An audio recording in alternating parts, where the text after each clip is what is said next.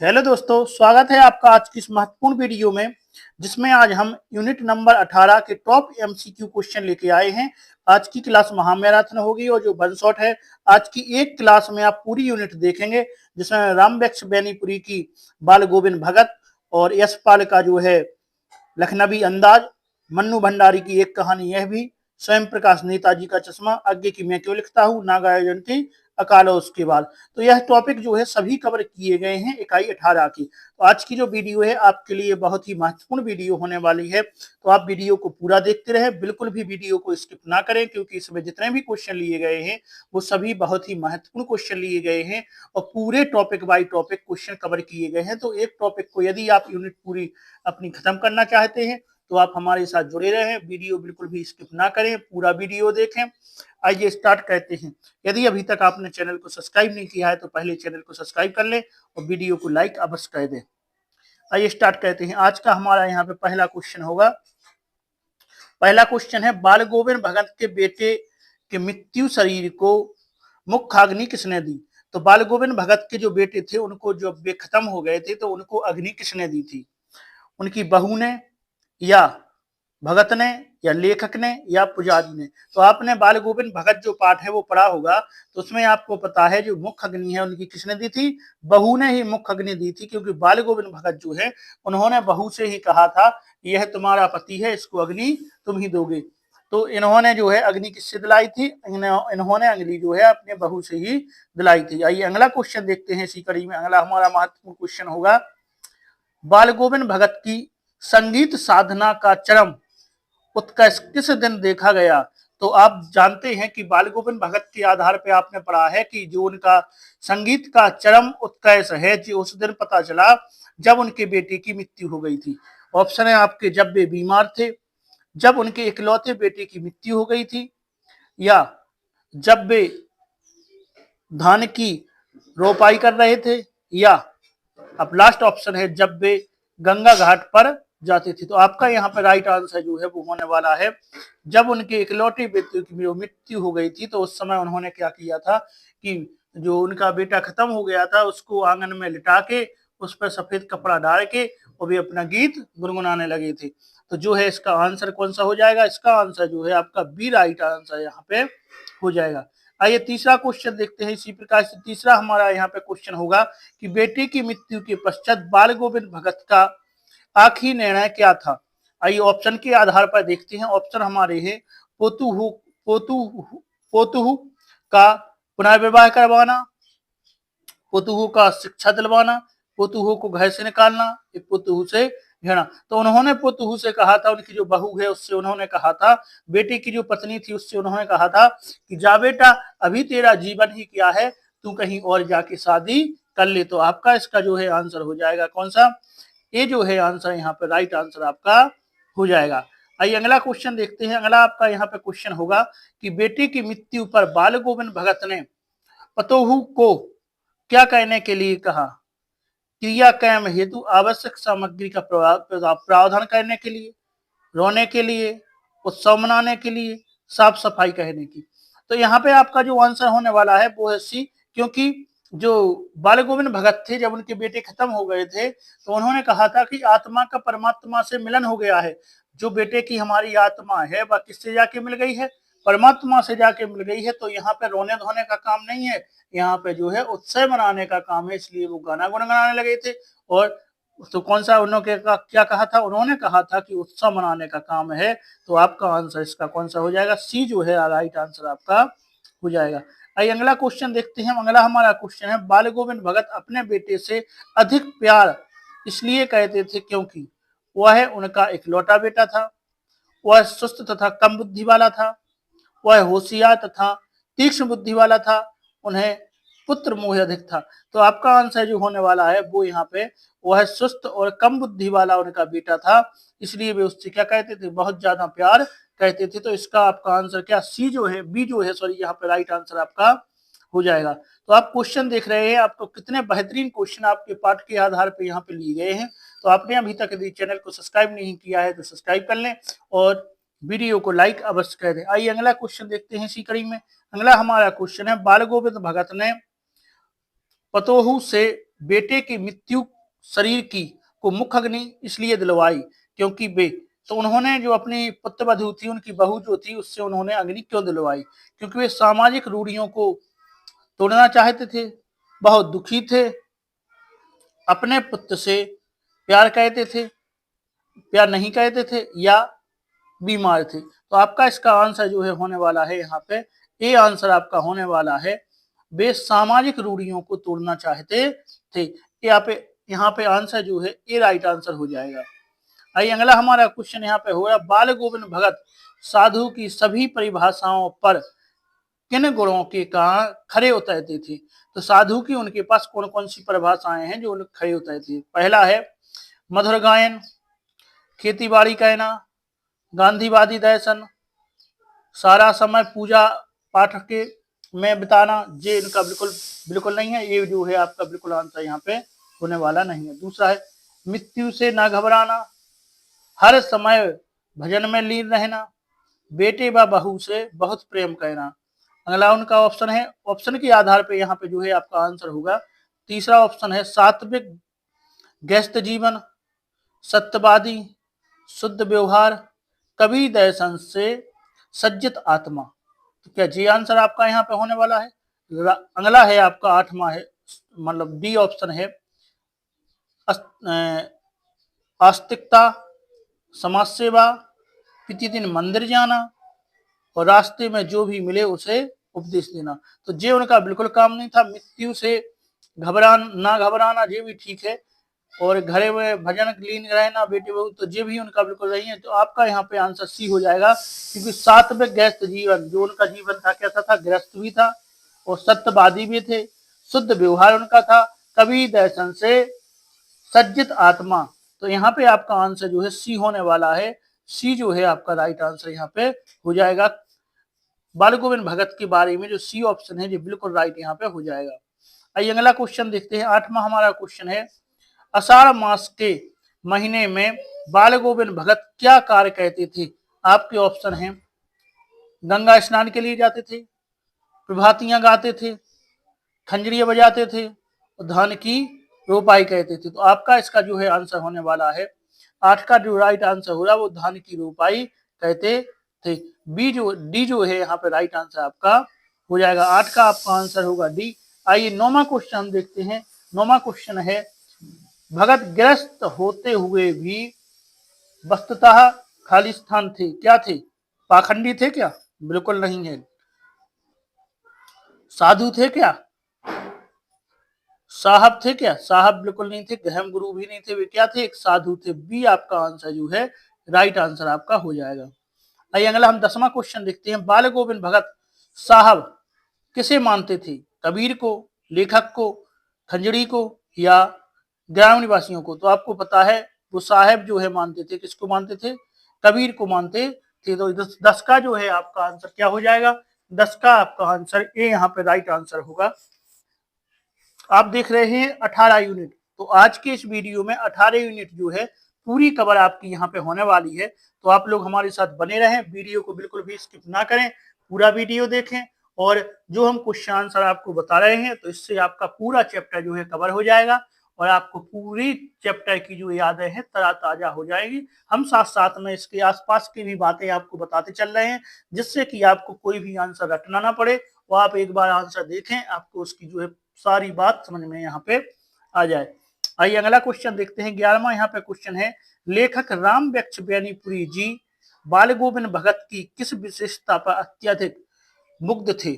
Option है आपके, पहनावे पर, व्यवहार पर, मधुर गान पर या कार्य कुशलता पर? तो आपका 11 का आंसर जो है वो है पहनावे पर। तो ये जो है राइट आंसर आपका यहाँ पे राइट हो जाएगा। आइए अगला क्वेश्चन हम देखते हैं। 12वां हमारा क्वेश्चन है, अचानक रेल के डिब्बे में लेखक को देखकर नवाब की आंखों में कौन सा भाव दिखाई दिया? ऑप्शन है गुस्सा, असंतोष, खुशी या प्रेम। अब आपका जो है यहाँ पे चैप्टर, दूसरा चैप्टर यहाँ पे आपका लग गया है। अब यहाँ पे बात हो रही है नवाब साहब की। तो आपने जो कहानी पढ़ी होगी, इस कहानी में आपने देखा है कि जो नवाब साहब थे वो क्या कहते थे? उन्होंने खीरा के बारे में यहाँ पे बात है। लेखक जब ट्रेन में आया और उनके डिब्बे में बैठा तो उनको बिल्कुल भी अच्छा नहीं लगा और उन्होंने मुंह क्या कर लिया, मुंह टेढ़ा कर लिया। तो जब नवाब साहब के सामने लेखक बैठे थे तो बता रहे थे कि जो बड़े लोग होते हैं वो खीरा कैसे खाते हैं, ऐसे ही खाते हैं। तो उन्होंने क्या है, खीरे को बाहर फेंक दिया था। तो इस प्रकार से जो कहानी है आपको याद आ गई होगी कहानी। तो आइए इसका हम ऑप्शन देखते हैं। इसके ऑप्शन आपका आंसर क्या होगा इसका, तो आपका इसका जो है आंसर है असंतुष्ट थे, क्योंकि जब लेखक उनके डिब्बे में आए तो उन्होंने क्या किया, मुंह टेढ़ा कर लिया, मतलब वे असंतुष्ट हो गए थे। आइए अगला हम क्वेश्चन देखते हैं। अगला हमारा क्वेश्चन है, आइए यहाँ पे 13 क्वेश्चन देखते हैं। 13वां हमारा क्वेश्चन है राम वृक्ष बेनीपुरी। आप राम वृक्ष बेनीपुरी को जानते हैं कि 18 यूनिट का जो पहला पार्ट है बाल गोविंद भगत, ये किसके द्वारा लिखा गया है, ये है राम वृक्ष बेनीपुरी द्वारा लिखा गया है और ये इनका जो है एक रेखा चित्र है। तो राम वृक्ष बेनीपुरी जो है, इनके बारे में यदि थोड़ी सी बात कर लें तो राम वृक्ष बेनीपुरी का जन्म जो है 1899 ईस्वी में हुआ था। कब हुआ था, 1899 ईस्वी में। इनका जन्म जो है मुजफ्फरपुर बिहार में हुआ था। और अगर गांव की बात की जाए तो गांव इनका जो है बेनीपुर गांव में हुआ था। तो इनके बारे में, जन्म के बारे में बात हो गई है। आगे कहा गया है क्वेश्चन में कि राम वृक्ष बेनीपुरी को किस उपमा से विभूषित किया जाता है। तो यहाँ पे इनका परिचय के बारे में बात थोड़ी सी आ गई है। तो राम वृक्ष बेनीपुरी के बारे में यदि हम थोड़ी सी बात कर लें तो जो राम वृक्ष बेनीपुरी जी हैं, राम वृक्ष बेनीपुरी जो शुक्लोत्तर युग के साहित्यकार थे। कौन से युग के हैं, तो शुक्लोत्तर युग के, शुक्लोत्तर युग के जो है साहित्यकार, याद रखना है कौन से युग के हैं, शुक्लोत्तर युग के जो है साहित्यकार हैं।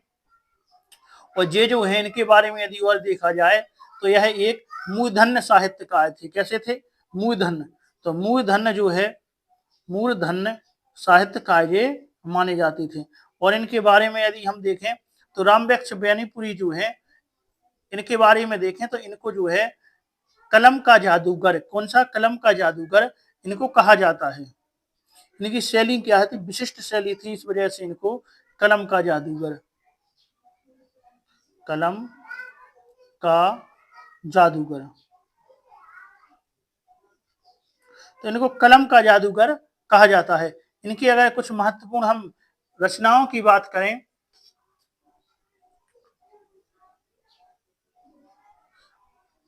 जैसे इनकी कहानी संग्रह है चिता के फूल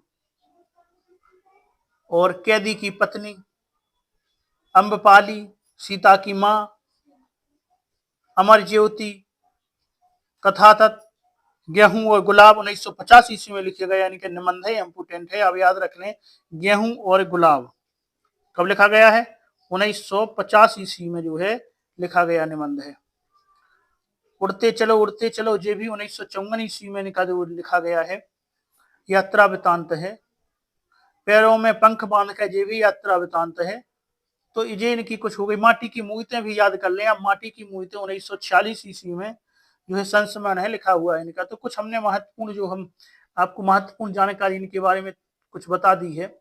और अब आगे देखते हैं इनको जो है कौन सी उपमा कहते थे। तो ऑप्शन है कलम का सिपाही और कलम का जादूगर, भाषा का जादूगर या शब्दों का जादूगर। तो आपको इसका आंसर मिल गया होगा। अभी हम इसके बारे में चर्चा कर चुके हैं कि इनको क्या कहा जाता है। तो राम वृक्ष बेनीपुरी को जो है कलम का जादूगर, बी जो है यहाँ पे राइट आंसर आपका हो जाएगा, बा आंसर आपका यहाँ पे सही होगा। और भी थोड़ी सी इनके बारे में यदि बात कर लें तो राम वृक्ष बेनीपुरी के बारे में अगर हम थोड़ा सा और देखें तो आप इनमें जानेंगे कि जो माखनलाल चतुर्वेदी थे, माखनलाल चतुर्वेदी ने राम वृक्ष बेनीपुरी की लेखनी को क्या कहा है, फौलाद उगलने वाली। क्या है, फौलाद उगलने वाली, याद रखना है। किसने, माखनलाल चतुर्वेदी ने।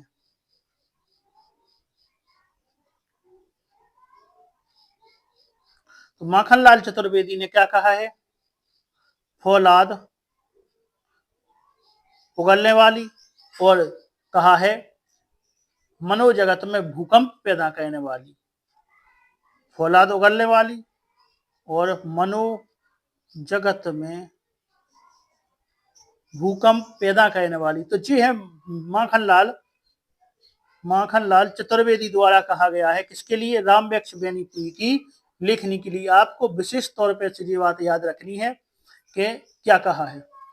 आइए अगला क्वेश्चन हम देखते हैं। अगला हमारा क्वेश्चन है रामवृक्ष बेनीपुरी का जन्म कब हुआ था। तो आपको बताना है कि इनका जो है जन्म कब हुआ था। तो आपको हम बता चुके हैं कि इनका जन्म कब हुआ था, 1899 में। सा जो है यहाँ पे राइट आंसर आपका हो जाएगा। अब आइए देखते हैं रामवृक्ष बेनीपुरी का कहानी संग्रह है। तो आपका इनमें से कहानी संग्रह कौन सा है, रामवृक्ष बेनीपुरी का। तो रामवृक्ष बेनीपुरी की कहानी संग्रह के बारे में हम आपको बता चुके हैं कि कहानी संग्रह में इनका जो है चिता के फूल, कौन सा है, चिता के फूल जो है इनका कहानी संग्रह माना जाता है। तो आपका आंसर यहाँ पे हो जाएगा द।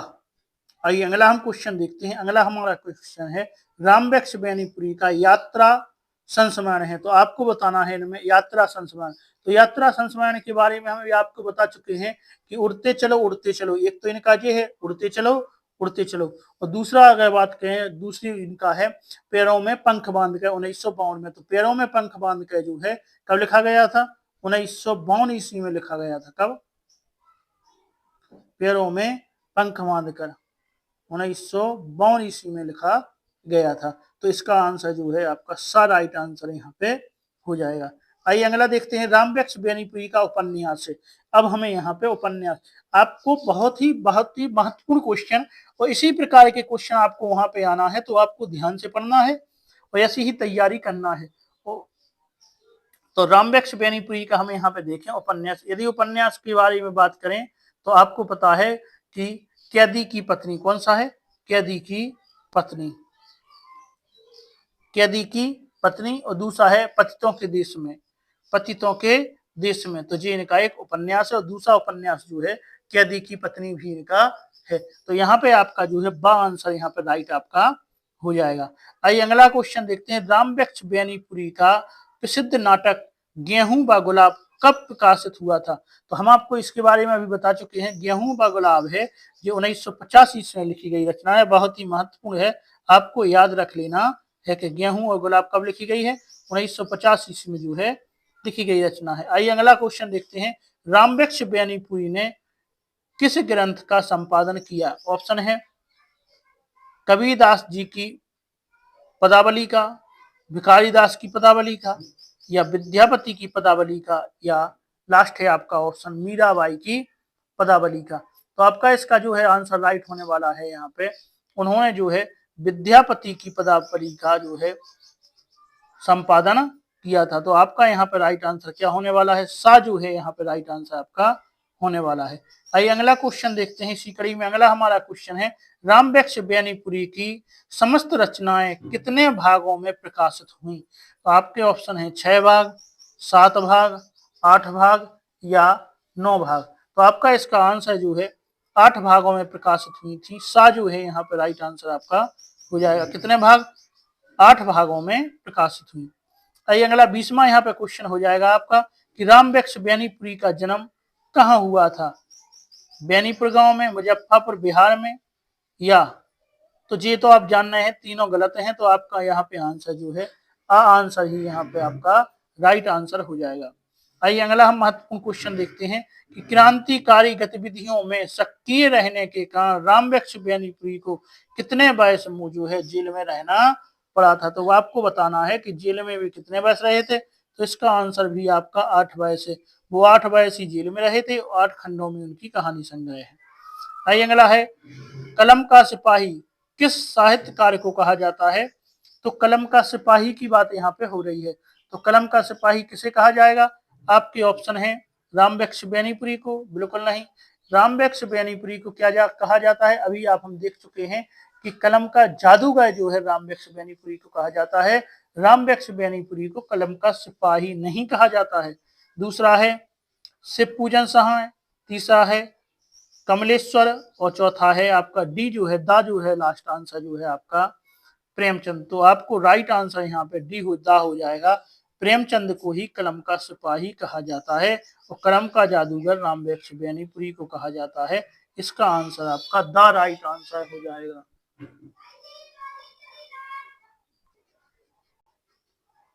आइए अगला हमारा यहाँ पे क्वेश्चन है। अगला क्वेश्चन है भाषा का जादूगर जो है किस साहित्य कार्य को कहा जाता है।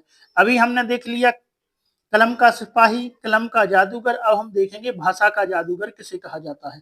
तो आपके यहाँ पे ऑप्शन है रामवृक्ष बेनीपुरी को, या शिव पूजन सहाय को, या कमलेश्वर को, या प्रेमचंद को। तो हम देख चुके हैं रामवृक्ष बेनीपुरी को कलम का जादूगर कहा जाता है, प्रेमचंद को कलम का सिपाही कहा जाता है। अब भाषा का जादूगर आपको बताना है कि भाषा का जादूगर किसे कहा जाएगा। आपका इसका जो है राइट आंसर यहाँ पे होने वाला है शिव पूजन सहाय को जो है भाषा का जादूगर कहा जाता है। आपके लिए ये इम्पोर्टेंट क्वेश्चन हो जाएगा। इसका जो है आंसर आपका 12 राइट आंसर यहाँ पे हो जाएगा। आइए अगला क्वेश्चन है शब्दों का जादूगर किसे कहा जाता है। आपको बताना है अगला कि शब्दों का जादूगर जो है किसे कहा जाता है। तो आपका यहाँ पे ऑप्शन है केदारनाथ सिंह, शिव पूजन सहाय, प्रेमचंद और कमलेश्वर। तो आपका जो है यहाँ पे राइट आंसर होने वाला है किसको आप बताएं। तो इसका जो है राइट आंसर है कमलेश्वर को। तो कमलेश्वर को जो है शब्दों का जादूगर कहा जाएगा। तो आप देख चुके हैं कलम का सिपाही, कलम का जादूगर, भाषा का जादूगर, शब्दों का जादूगर। इम्पोर्टेंट यहाँ पे आपके लिए जो क्वेश्चन हो जाएंगे। आइए 25वां हम क्वेश्चन देखते हैं। बाल गोविंद भगत पाठ की विधा है। तो बाल गोविंद भगत पाठ क्या है, एक जे रेखा चित्र है, अभी आप हम देख चुके हैं। तो जे है सा जो है इसका राइट आंसर आपका हो जाएगा। बाल गोविंद भगत की उम्र है, बाल गोविंद भगत की जो है उम्र क्या है। तो आपका ऑप्शन है 50 वर्ष, 60 वर्ष, 40 वर्ष या 20 वर्ष। तो आपको यहाँ पे जो आंसर होने वाला है वो है आपका 60 वर्ष से ऊपर। अगला क्वेश्चन देखते हैं। बाल गोविंद भगत किस प्रकार की टोपी पहनते थे। तो बाल गोविंद भगत ऑप्शन है चपटी, कनफटी, झालरदार या पहाड़ी। तो आपका यहाँ पर राइट आंसर होने वाला है कि उनकी आपको टोपी पाठ में आपको मिल जाएगा कि उनकी टोपी कैसी रहती थी। उनकी टोपी जो है कनफटी रहती थी। तो बा यहाँ पे जो है राइट आंसर आपका हो जाएगा। आइए अगला क्वेश्चन देखते हैं। बाल गोविंद भगत मस्तक पर किस प्रकार का टीका लगाते थे। तो आपको उनके टीका के बारे में बताना है कि उनका टीका जो है किस प्रकार था। ऑप्शन है आड़ा टीका, बल्लभ टीका, रामानंदी टीका या त्रिशूल टीका। तो आपका यहाँ पे आंसर हो जाएगा। आपको बताना है किस प्रकार का टीका था। उनका टीका जो है रामानंदी टीका था। द जो है आपका राइट आंसर यहाँ पे हो जाएगा। टीका के बारे में ही पाठ में बताया गया है कि जो है वे किस प्रकार का टीका लगाती थी। आइए अगला क्वेश्चन हम देखेंगे। अगला यहाँ पे हमारा क्वेश्चन रहेगा। आइए अगला यहाँ पे हो जाएगा कि आपको बताना है बाल गोविंद भगत साहब किसे मानते थे। तो आप तो पहले पढ़ चुके हैं कि कबीरदास को जो है साहब मानते थे। दा यहाँ पे आपका राइट आंसर हो जाएगा। आइए अगला हम 30वां क्वेश्चन देखते हैं। बाल गोविंद भगत किसके पद गाते रहते थे। मीराबाई के, सूरदास के, कबीर के या तुलसीदास की। तो आपको इसका जो है राइट आंसर पता चल गया होगा कि बाल गोविंद भगत जो है किसके पद गाते रहते थे। आपका ऑप्शन यहाँ पे सा कबीरदास के पद गाते रहते, क्योंकि कबीरदास को ही वो साहेब मानते थे। वो टीका कैसे लगाते थे, रामानंदी टीका जो है लगाते थे। अगला हम देखते हैं। अगला हमारा क्वेश्चन है बाल गोविंद भगत के घर में कितने सदस्य थे। ऑप्शन है आपके 1, 2, 3 या कोई नहीं। तो आपको इसका राइट आंसर बताना है। तो आपको पता है बाल गोविंद भगत, उनका बेटा जो सुस्त था, थोड़ा सा दिमाग से कमजोर था, उनकी एक बहू। तो कितने लोग हुए, 3 लोग जो है रहते थे। सा जो है आपका राइट आंसर हो जाएगा। अगला क्वेश्चन है किस वाद्य यंत्र के साथ बाल गोविंद भगत पद गाते रहते थे। ऑप्शन है रावण हत्था, डेरू, खंजड़ी या डमरू।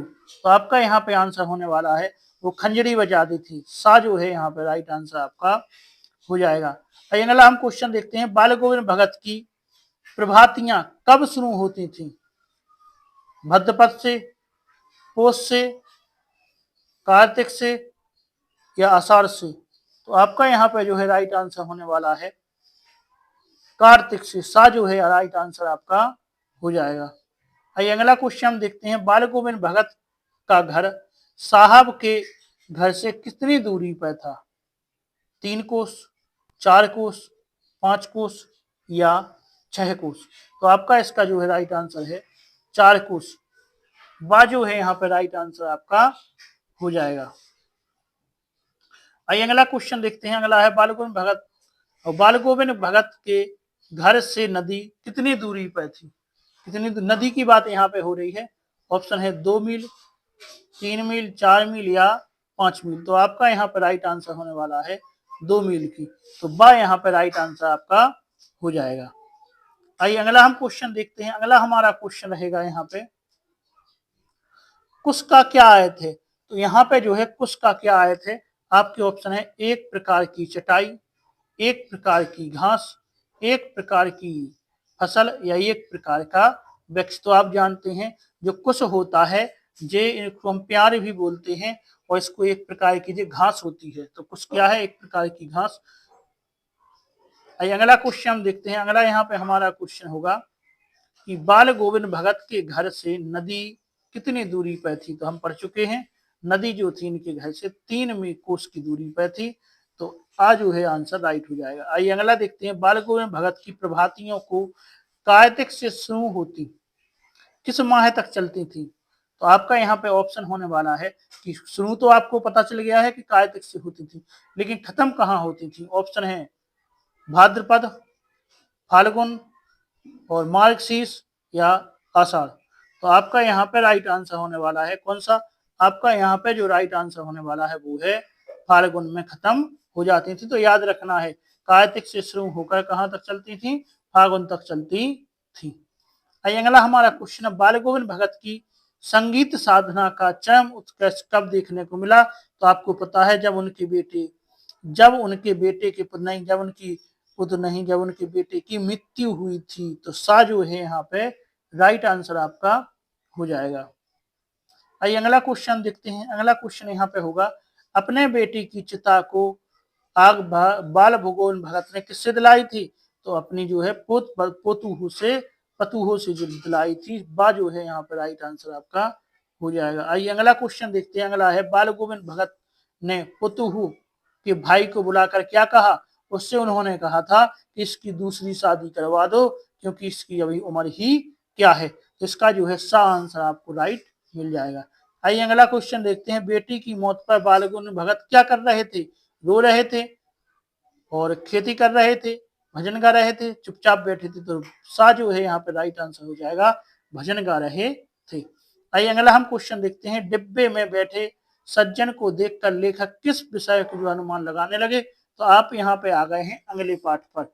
अगले पाठ के बारे में हम थोड़ी सी चर्चा भी करते हैं। अगला पाठ है यशपाल द्वारा लिखा। किसके द्वारा, यशपाल द्वारा। और डिब्बे की जहाँ पे बात हो जाए और लेखक बैठ के जा रहे थे, यात्रा करने जा रहे थे, कहाँ कौन सी पैसेंजर में, मुफ्तल की पैसेंजर में, कौन से पैसेंजर ट्रेन में, कौन सी क्लास के डिब्बे में देखिए बैठे थे। तो सेकंड क्लास के डिब्बे में बैठे थे, ये याद रखना है।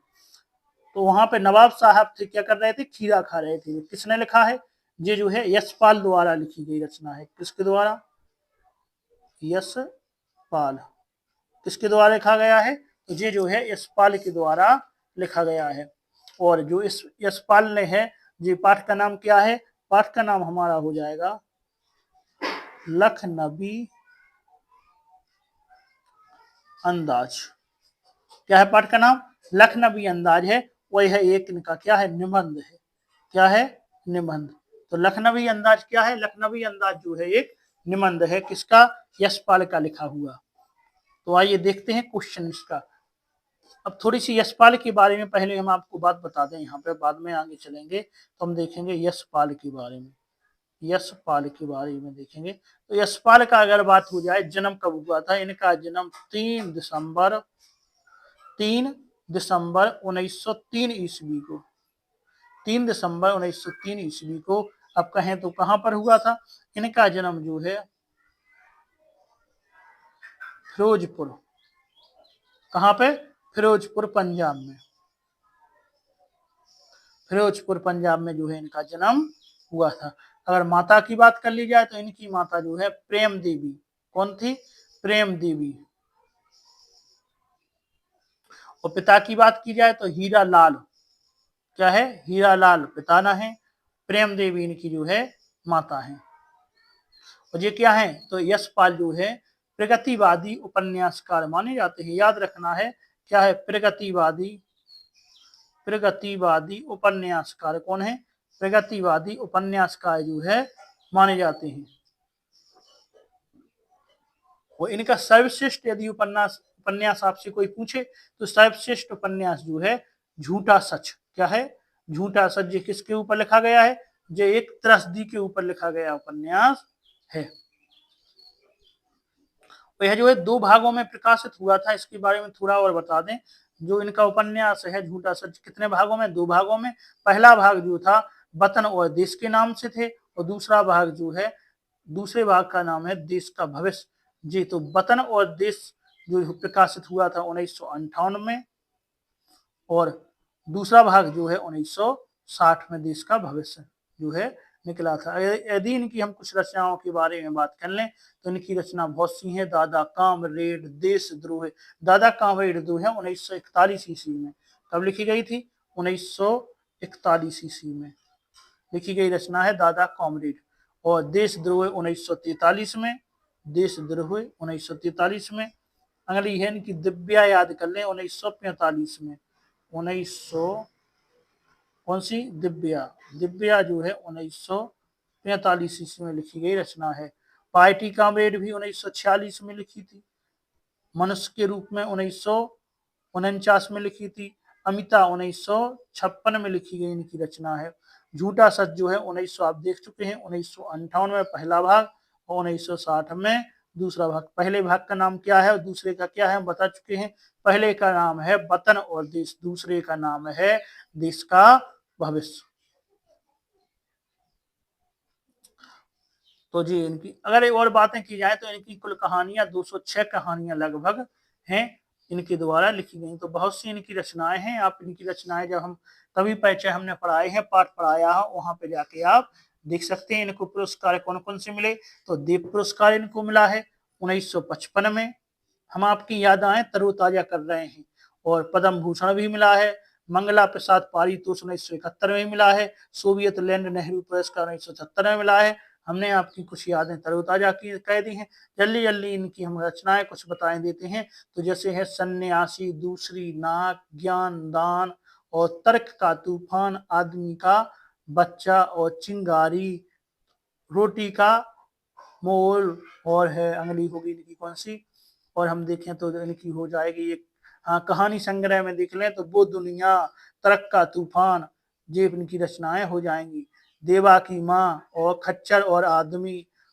तो इस प्रकार से निबंध देख लें तो इनके निबंध जो है, न्याय का संघर्ष 1940 में, मार्क्सवाद 1940 में, गांधीवाद की 100 परीक्षा 1941 में, चक्कर क्लब 1942 में, बात बात में मात 1950 में, चीनी कम्युनिटी पार्टी 1951 में, राम राज्य की कथा 1951 में, देखा सोचा समझा 1951 में, और बीबी जी कहती है मेरा चेहरा रूबिया है, रूबिला है, कब लिखी गई 1951 में। और अगला हम देखें है जग का मुजरा 1962 में लिखी गई इनकी जो है निबंध संग्रह माने जाएंगे।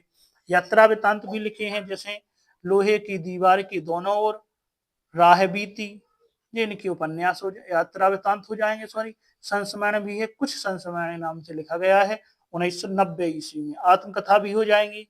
सिंहावलोकन जो है इनकी आत्मकथा है, 3 भागों में है, 1951 में लिखी गई है। तो इनके बारे में हमने आपको सब जानकारी जो है दे दी है। ये एक निबंध संग्रह है। आइए हम इनके क्वेश्चन आंसर देखते हैं। तो क्वेश्चन आंसर के बारे में यदि हम बात करें तो पहला आपका क्वेश्चन है कि डिब्बे में बैठे सज्जन को देखकर लेखक किस विषय में अनुमान कहने लगी।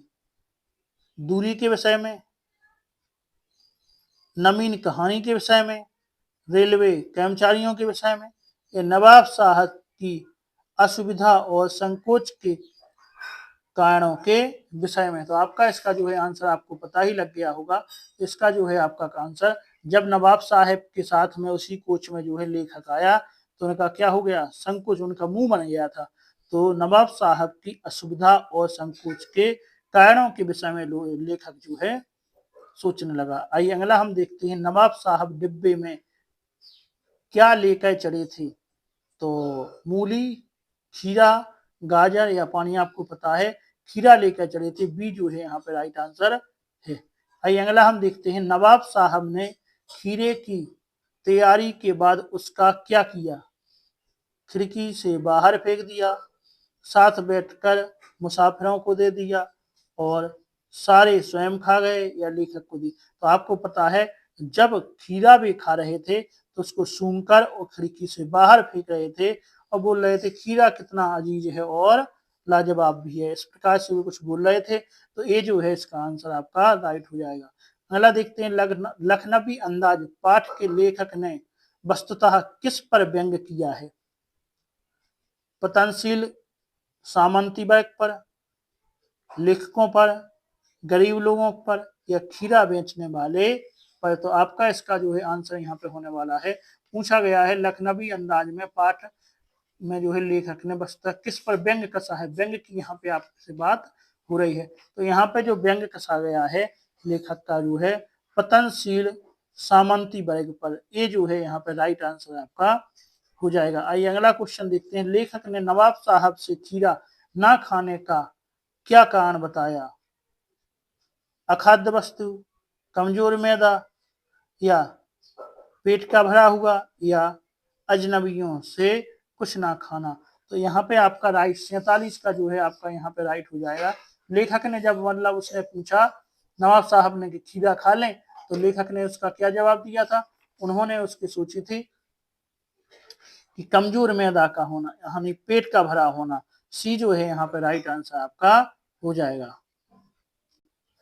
नहीं तो इसका आंसर आपका कमजोर मैदा होगा। मैदा मतलब आप जानते हैं, मैदा मतलब होता है कि मतलब स्वास्थ्य ठीक ना होना या कमजोर माने खराब हमारा स्वास्थ्य है, या हम कहें कि आमाशय, मैदा का मतलब आमाशय हो जाएगा।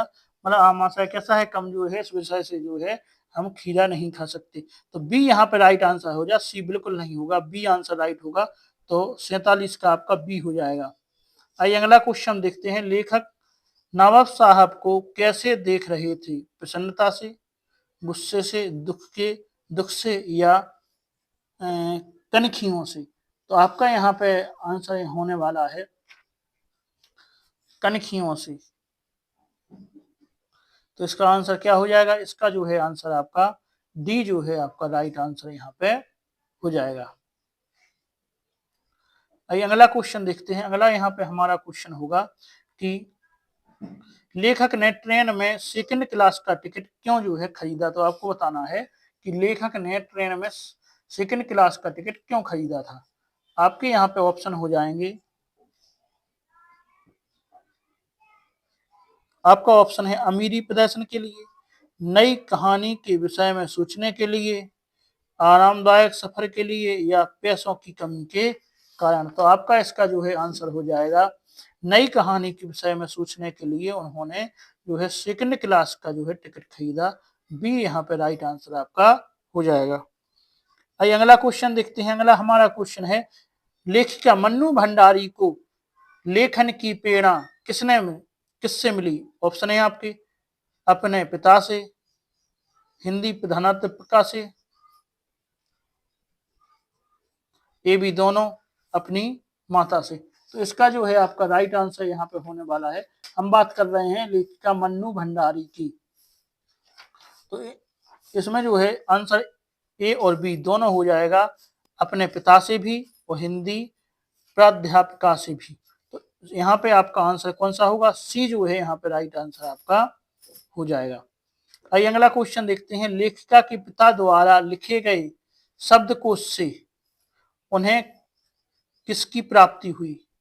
यश और प्रतिष्ठा की, धन और संपदा की, सरकार द्वारा सम्मान की या आपका लास्ट जो है आपका ऑप्शन है वो है मंगला पारितोष पुरस्कार की। तो यहाँ पे आपका जो है आंसर यश और प्रतिष्ठा की, ये यहाँ पे राइट आंसर आपका हो जाएगा। हमारा यहाँ पे नया पाठ शुरू हो गया है। हम पहला इससे पहले वाला जो अध्याय था वो है लखनवी अंदाज। अब इसके बाद हम पर देख रहे हैं जो मन्नू भंडारी के द्वारा लिखी गई है एक कहानी यह भी। तो अब हम अगले चैप्टर पे आ गए हैं, एक कहानी यह भी। और यह जो है आत्मकथा है। क्या है? यह आत्मकथा है। आइए अगला 52वां क्वेश्चन देखते हैं। लेखिका के पिता के स्वभाव को क्रोधी किसने बना दिया था? लंबी बीमारी ने, स्वयं लेखिका ने, आर्थिक तंगी ने, या परिवार के सदस्यों ने? तो इसका जो है आपका राइट आंसर यहाँ पे होने वाला है कि लेखिका के पिता को जो है उनको क्रोधी मतलब गुस्सैल जो है बना दिया था। तो गुस्सैल किसने बना दिया था? आपका आंसर यहाँ पे होने वाला है आर्थिक तंगी ने। वो आर्थिक तंगी के कारण कैसे हो गए थे? क्रोधी हो गए थे, क्योंकि उनका पहले मान और सम्मान बहुत ज्यादा था, उसके बाद उनको जो है आर्थिक तंगी हुई। आइए अगला है, लेखिका को अपने अस्तित्व का एहसास कब हुआ? ऑप्शन है आंदोलन में भाग लेने पर, पिता से बहस करने पर, या बड़ी बहन तथा छोटे की छत्र छाया हटने पर, या माँ से दूर जाने पर। तो यहाँ पे आपका राइट आंसर होने वाला है पहले उस पर कोई ध्यान नहीं देता था, लेकिन उसको एहसास हुआ जब उसकी बड़ी बहन की शादी हो गई और भाई जो है पढ़ने के लिए चले गए। तो फिर आपका आंसर है सी, यहाँ पे राइट आंसर आपका हो जाएगा। आइए अगला क्वेश्चन देखते हैं। लेखिका के पिता लेखिका को घर में होने वाली बहसों में बैठने को क्यों कहते थे? ऑप्शन है ताकि लेखिका घर से बाहर ना जाए, ताकि लेखिका देश में चल रही गतिविधियों को जाने समझे, ताकि लेखिका पिता की विचारधाराओं से परिचित हो सके। अगला है ताकि लेखिका को किसी भी विषय पर जानकारी प्राप्त हो सके। तो आपका आंसर है कि लेखिका के जो पिता हैं उसको कहाँ बैठाते थे? तो उसको जो है घर पर जो है बहस होती थी, जो उनके वहां पे कुछ लोग आते थे तो उसके बीच में वो है बैठा देते थे। किसके लिए बैठा देते थे? वो इसके लिए बैठा देते थे ताकि लेखिका को देश में चल रही गतिविधियों के बारे में जानकारी पड़े। अगर कोई लेखक है और उसको कुछ बनना है तो जो गतिविधियां चल रही हैं उसके बारे में जानकारी होना चाहिए। बी यहाँ पे आपका राइट आंसर हो जाएगा। अगला क्वेश्चन देखते हैं। अगला हमारा क्वेश्चन है, घर की दीवारों का बुरे मोहल्ले तक फैलने से क्या आशय है? सारे मोहल्ले का घर, घर को मोहल्ले से, अगला है एक ही परिवार के व्यक्तियों का एक साथ रहना, या वासुदेव कुटुंबकम की भावना का अभाव होना। तो आपका यहाँ पे जो है राइट आंसर होने वाला है कि लेखक घर की दीवारों का पूरे मोहल्ले तक फैलने से क्या आशय है? तो यहाँ पे जो है आशय आपका हो जाएगा जी है कि सारे मोहल्ले का घर जो है, सारे मोहल्ले का घर, यहाँ पे जो है कुछ लिखा नहीं है तो यहाँ पे होना चाहिए सारे मोहल्ले के घर जैसा होना, घर जैसा होना। तो सारे मोहल्ले का घर जैसा होना ही क्या है? घर की दीवारों का पूरे मोहल्ले तक फैलना मतलब क्या है? सारे मोहल्ले का घर जैसा होना। ए जो है यहाँ पे राइट आंसर आपका हो जाएगा। क्या हो जाएगा? ए यहाँ पे राइट आंसर आपका हो जाएगा। आइए अगला क्वेश्चन देखते हैं। लेखिका के व्यक्तित्व पर सबसे ज्यादा किसका प्रभाव पड़ा? हिंदी की अध्यापिका का, प्राध्यापिका का, या बड़ी बहन सुशीला का, या लेखिका की माँ का, या उनके पिता का? तो आपका इसका जो है आंसर है कि लेखिका के व्यक्तित्व पर सबसे ज्यादा प्रभाव जो पड़ने वाला है वो उनके पिता का पड़ने वाला है। डी यहाँ पे राइट आंसर आपका हो जाएगा। क्या हो जाएगा? डी आपका राइट आंसर यहाँ पे हो जाएगा। आइए अगला क्वेश्चन देखते हैं। अगला हमारा क्वेश्चन है, लेखिका ने अपनी माँ को कैसा बताया है? साधारण, नासमझ, व्यक्तित्वहीन, या पराश्रित? तो आपका यहाँ पे राइट आंसर हो जाएगा व्यक्तित्वहीन। सी जो है यहाँ पे राइट आंसर आपका हो जाएगा। जो उनकी माँ जो थी लेखिका ने अपनी माँ को कैसा बताया है? व्यक्तित्वहीन बताया है। सी आपका राइट आंसर हो जाएगा। अब देखते हैं हम 58वां हमारा क्वेश्चन है, यशपाल का देश विभाजन की दृष्टि पर आधारित उपन्यास कौन सा है? तो आपका यहाँ पे राइट आंसर होने वाला है झूठा सच। सा जो है यहाँ पे राइट आंसर आपका हो जाएगा। हम पहले ही बता चुके हैं। आइए अगला क्वेश्चन देखते हैं। अगला हमारा क्वेश्चन है, यशपाल के किस उपन्यास के वतन और देश तथा देश का भविष्य नाम से दो भागों में शीर्षक हैं? तो आपको जो भी हम बता चुके हैं, तो इसका आंसर भी आपका होगा सा। आइए अगला क्वेश्चन देखते हैं। अगला हमारा क्वेश्चन है, यशपाल ने जेल से मुक्त होने के बाद कौन सा पत्र निकाला था? ऑप्शन है चिंगारी, विप्लव, क्रांतिदूत या वतन। तो आपका इसका आंसर जो होने वाला है वो है यहाँ पे विप्लव। बा जो है यहाँ पे आपका राइट आंसर हो जाएगा। आइए अगला क्वेश्चन देखते हैं। अगला हमारा क्वेश्चन है,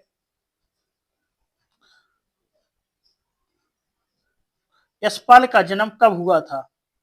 1901, 1902, 1903 या 1904। तो आपका इसका आंसर आपको पता है कि इनका आंसर होगा 1903। आइए अगला क्वेश्चन देखते हैं। अगला है, कौन सी कहानी यशपाल के जेल में ही लिखी थी?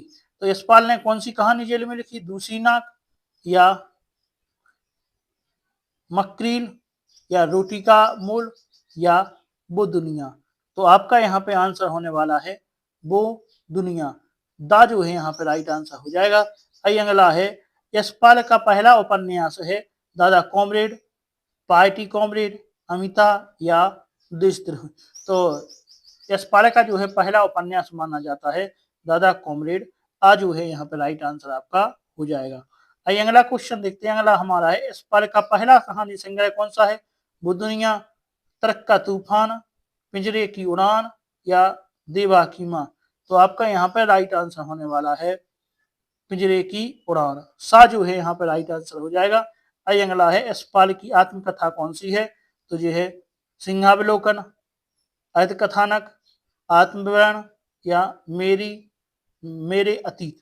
तो यहाँ पे आपका राइट आंसर होने वाला है वो है सिंहावलोकन, जो है उनकी आत्मकथा है यशपाल की। आज वो है यहाँ पे राइट आंसर हो जाएगा। यशपाल की आत्मकथा कौन सी है? सिंहावलोकन। आइए अगला क्वेश्चन देखते हैं। 66वां हमारा क्वेश्चन है, यशपाल के कुल कितने कहानी संग्रह प्रकाशित हुए हैं? 15, 16, 17 या 18 है। तो आपका यहाँ पे आंसर होने वाला है वो है 17। सा जो है यहाँ पे राइट आंसर आपका हो जाएगा। आइए अगला क्वेश्चन देखते हैं। अगला हमारा है, यशपाल की आत्मकथा सिंहावलोकन के कितने भाग हैं? 2, 3, 4 या 5। तो आपका इसका आंसर होने वाला है 3 भाग हैं। बाजू है यहाँ पे राइट आंसर हो जाएगा। आइए अगला हम देखते हैं। अगला हमारा है, यशपाल का जन्म कहाँ हुआ था? तो बेनीपुर मुजफ्फरपुर बिहार में या भयाना ग्वालियर मध्य प्रदेश में या फिरोजपुर पंजाब में या चिराग गांव मिर्जापुर उत्तर प्रदेश में। तो आपका यहाँ पे जो है राइट आंसर होने वाला है सा। यहाँ पे राइट आंसर होगा फिरोजपुर पंजाब में। आइए अगला क्वेश्चन देखते हैं। अगला हमारा क्वेश्चन है, झूठा सच उपन्यास का पहला भाग वतन और देश कब प्रकाशित हुआ? आपके यहाँ पे ऑप्शन हो जाएंगे 60, 1961, 1964 या 1958। आपका आंसर यहाँ पे होगा 1958। दा यहाँ पे राइट आंसर आपका हो जाएगा। हम इसके बारे में पूरी चर्चाएं जो है पहले कह चुके हैं, इसलिए हम आपको फटाफट में ये क्वेश्चन आपको निपटवा देते हैं। अगला है, झूठा सच उपन्यास का दूसरा भाग देश का भविष्य कब प्रकाशित हुआ? 60, 61, 64 या 58 में। तो आपका इसका जो है आंसर होने वाला है 1960 में। ये यहाँ पे राइट आंसर आपका हो जाएगा। अगला है, यशपाल द्वारा रचित कितनी कहानियां मानी गई हैं? 206, 204, 202 या 200। तो आपको यहाँ पे आंसर इसका होने वाला है कि यशपाल की जो है कितनी कहानियां संग्रह हैं? यशपाल की लगभग 206 कहानियां संग्रह हैं।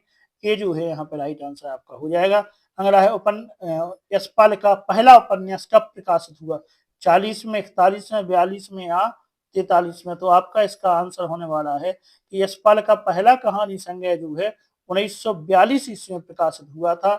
सा यहाँ पे राइट आंसर हो जाएगा। आइए 73वां आपका क्वेश्चन होगा कि लखनवी अंदाज पाठ की विधा है। क्या है? निबंध है, रेखाचित्र है या कहानी है या संस्मरण है। तो आपका आंसर यहाँ पे सी राइट आंसर हो जाएगा। यह क्या है? यह एक कहानी है। आइए अगला क्वेश्चन देखते हैं। अगला हमारा क्वेश्चन है कि लेखक ने ट्रेन की कौन सी टिकट खरीदी थी? First class, second class, third class या वीआईपी। तो आपका आंसर बा यहाँ पे राइट आंसर हो जाएगा। लेखक ने जो है कौन सी खरीदी थी आपको पता है, इसका आंसर आपका बा राइट आंसर हो जाएगा। सेकंड क्लास की जो है टिकट लेखक द्वारा खरीदी गई थी। कौन सी क्लास की? सेकंड क्लास की। अगला हमारा 75वां क्वेश्चन है, लेखक ने सेकंड क्लास की टिकट क्यों खरीदी थी?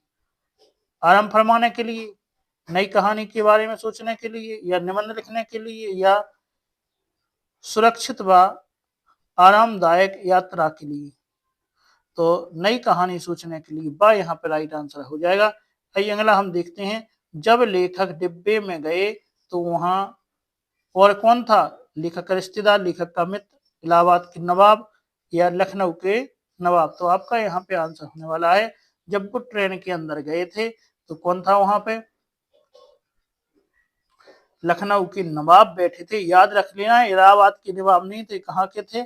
लखनऊ के नवाब। दा जो है यहाँ पे राइट आंसर आपका हो जाएगा। यहीं पे आपको गुमराह करेगा क्वेश्चन। आइए अगला, लखनऊ के नवाबी नस्ल के सफेद पोश सज्जन के पास क्या रखा था? ताजे आम, केले, आपको पता है ताजे खीरे। द राइट आंसर हो जाएगा। अगला है, नवाब साहब ने लेखक से क्या अर्ज किया? मतीरे का शौक फरमाइए, चाय का शौक, खीरे का शौक, या आम का शौक। तो आपको पता है इसका आंसर कि उन्होंने उनसे कहा था कि काय का शौक फरमाइए, खीरे का शौक फरमाइए। सा यहाँ पर राइट आंसर आपका हो जाएगा। आइए अगला क्वेश्चन हम देखते हैं। अगला हमारा यहाँ पे क्वेश्चन आ गया है नेताजी की मूर्ति के बारे में। तो आपको पता है कि जो नेताजी की मूर्ति थी, ये क्या है? नेताजी की मूर्ति के बारे में यदि हम बात थोड़ी सी कर लें तो नेताजी की मूर्ति के बारे में आप जानते हैं कि कहाँ पर लगी थी? चौराहे पर नेताजी की मूर्ति लगी थी। और यह किसकी रचना है? यह जो है स्वयं प्रकाश द्वारा लिखी गई है। किसके द्वारा? स्वयं प्रकाश के द्वारा लिखी गई एक कहानी है। क्या? नेताजी का चश्मा। तो पूछा गया है कि नेताजी की मूर्ति पर चश्मा लगाने का कार्य कौन कहता था? तो हवलदार साहब, पानवाला, अध्यापक, या कैप्टन। तो आपका यहाँ पर राइट आंसर होने वाला है कि नेताजी की मूर्ति पर जो है चश्मा कौन लगाता था? तो नेताजी की मूर्ति पर चश्मा लगाता था कौन?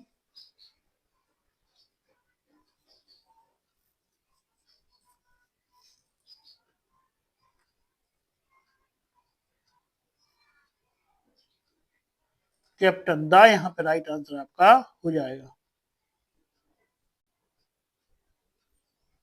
अगला हम देखते हैं 80वां हमारा है कि कंपनी के काम के सिलसिले से हर 15 दिन कस्बे से कौन गुजरता था?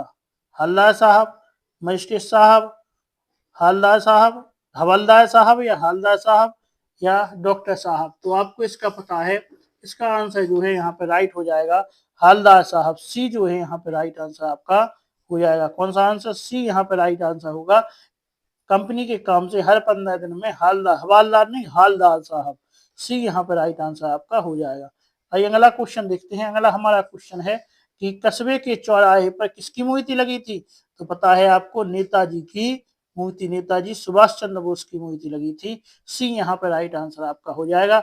आइए अगला हम क्वेश्चन देखते हैं। कैप्टन को देखकर हवलदार साहब इसलिए अबाक रह गए क्योंकि कैप्टन का व्यक्तित्व आकर्षक था, कैप्टन आजाद हिंद फौज का सिपाही था, कैप्टन एक भूतपूर्व सैनिक था, कैप्टन बूढ़ा मरियल सा लंगड़ा आदमी था।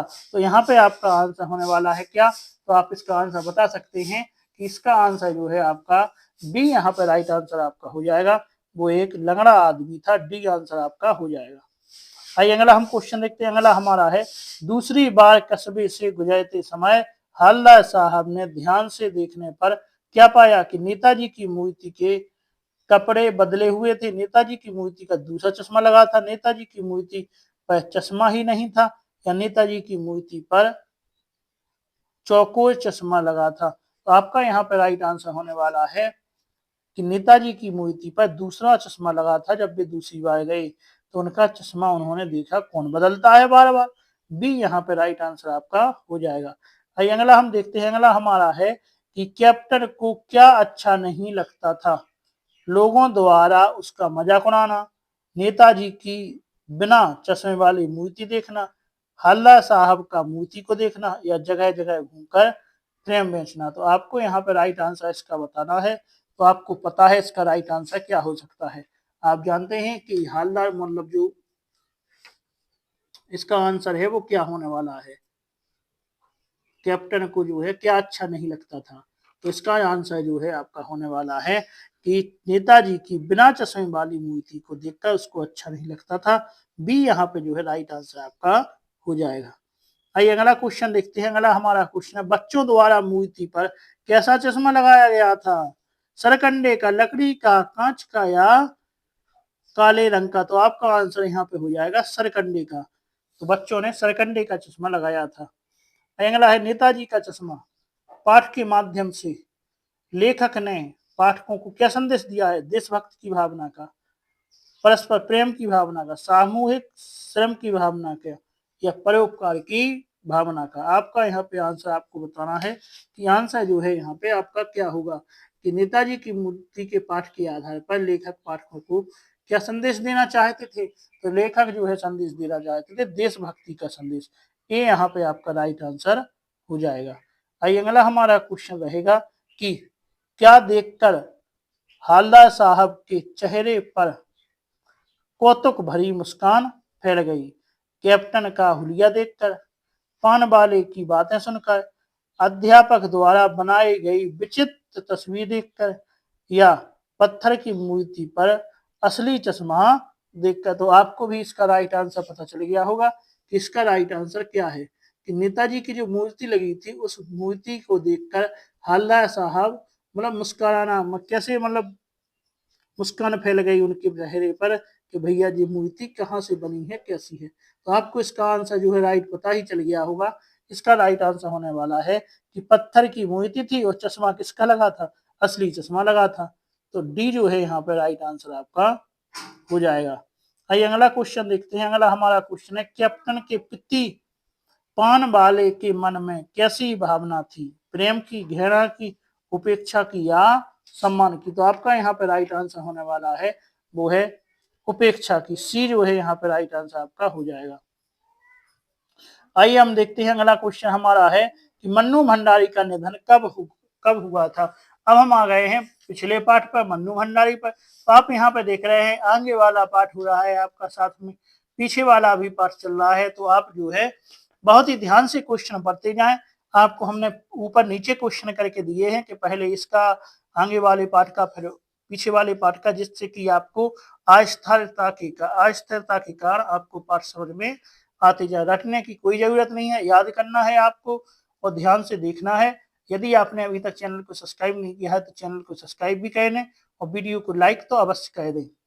आइए देखते हैं मन्नू भंडारी का निधन कब हुआ था। आपके ऑप्शन है 19 में, 1919 में, सॉरी 2019 में, 2020 में, 2021 में, या 2022 में? तो आपका यहाँ पे राइट आंसर होने वाला है वो है 2021 में मन्नू भंडारी, सॉरी 1921 में मन्नू भंडारी का जो है निधन हो गया था। तो आपका आंसर यहाँ पे कौन सा होने वाला है? आपका आंसर जो है यहाँ पे सी जो है आंसर आपका राइट यहाँ पे हो जाएगा। आइए अगला क्वेश्चन हम देखेंगे। अगला यहाँ पे हमारा क्वेश्चन होगा, नहीं सॉरी 2021 होगा यहाँ पे,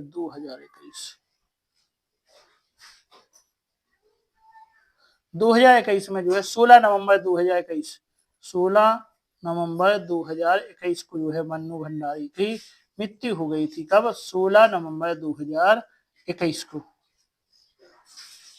क्योंकि उनका जन्म जो है 1931 ईस्वी को हुआ था। कब हुआ था? 3 अप्रैल 1931 को उनका जन्म हुआ था। तो मृत्यु 1921 में कैसे हो जाएगी? 2021 में होगी। कब होगी? 2021 में। यहाँ पे ऑप्शन मिस्टेक छप गया है आपका, ऑप्शन यहाँ पे 2021 होना चाहिए। सा आपका राइट आंसर यहाँ पे हो जाएगा। आइए अगला क्वेश्चन देखते हैं। अगला हमारा क्वेश्चन है, मन्नू भंडारी का वास्तविक नाम क्या था? आपको बताना है मन्नू भंडारी का यहाँ पे वास्तविक नाम क्या होगा। ऑप्शन है महेंद्र कुमारी, मनु कुमारी, मनीषा कुमारी, या मंजू कुमारी? तो आपका यहाँ पे राइट आंसर होगा ए महेंद्र कुमारी मनु भंडारी का नाम था। ये जो है यहाँ पे राइट आंसर आपका हो जाएगा।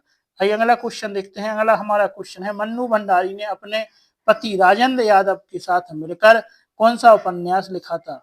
ऑप्शन है लिपस्टिक की मुस्कान, 1 इंच मुस्कान, आंखों की मुस्कान या लाल मुस्कान। तो आपका यहाँ पे आंसर होगा उन्होंने अपने पति के साथ मिलकर लिखा था 1 इंच मुस्कान। बाजू है यहाँ पे राइट आंसर आपका हो जाएगा। आइए अगला क्वेश्चन देखते हैं। तलाश ले रहे दंपत्ति की त्रस्ती में पुत्र को केंद्र में रखकर लिखा गया उपन्यास कौन सा है? 1 इंच मुस्कान, महाभोग, आपका बंटी या यही सच है। तो आपका यहाँ पे आंसर होने वाला है वो है आपका बंटी। सा जो है यहाँ पे राइट आंसर आपका हो जाएगा। आइए अगला क्वेश्चन देखते हैं। नौकरशाही के भ्रष्टाचार से पीड़ित आदमी की व्यथा का उपन्यास कौन सा है यहाँ पे? तो आपका इसमें आंसर हो जाएगा ऑप्शन है 1 इंच मुस्कान, महाभोज, आपका बंटी और यही सच है। तो आपका यहाँ पे आंसर बा हो जाएगा आंसर महाभोज। आइए अगला क्वेश्चन देखते हैं। मन्नू भंडारी का कहानी संग्रह है कौन सा? इनमें त्रिशंकु, महाभोज, एक कहानी यह भी या तीसरा आदमी। तो आपको बताना है कहानी संग्रह। तो इनका कहानी जो संग्रह है वो है त्रिशंकु। ए यहाँ पे राइट आंसर आपका हो जाएगा। आइए हम देखते हैं मन्नू भंडारी की आत्मकथा कौन सी है? बिना दीवारों का घर, यही सच है, एक कहानी यह भी और मेरे मैं हार गई। आपका यहाँ पे आंसर होने वाला है वो है एक कहानी यह भी। सा यहाँ पे राइट आंसर आपका हो जाएगा। आइए अगला क्वेश्चन देखते हैं। अगला हमारा है मन्नू भंडारी की रचना एक प्लेट सैलाब की विधा है क्या है? कहानी है, उपन्यास है, नाटक है या निबंध है? तो यह एक कहानी है। एक प्लेट सैलाब क्या है? एक कहानी है। आ यहाँ पे आपका राइट आंसर हो जाएगा। आइए अगला हम 97वां क्वेश्चन देखते हैं। मनु भंडारी का नाटक है तो इनमें से बताना है मनु भंडारी का नाटक कौन सा है?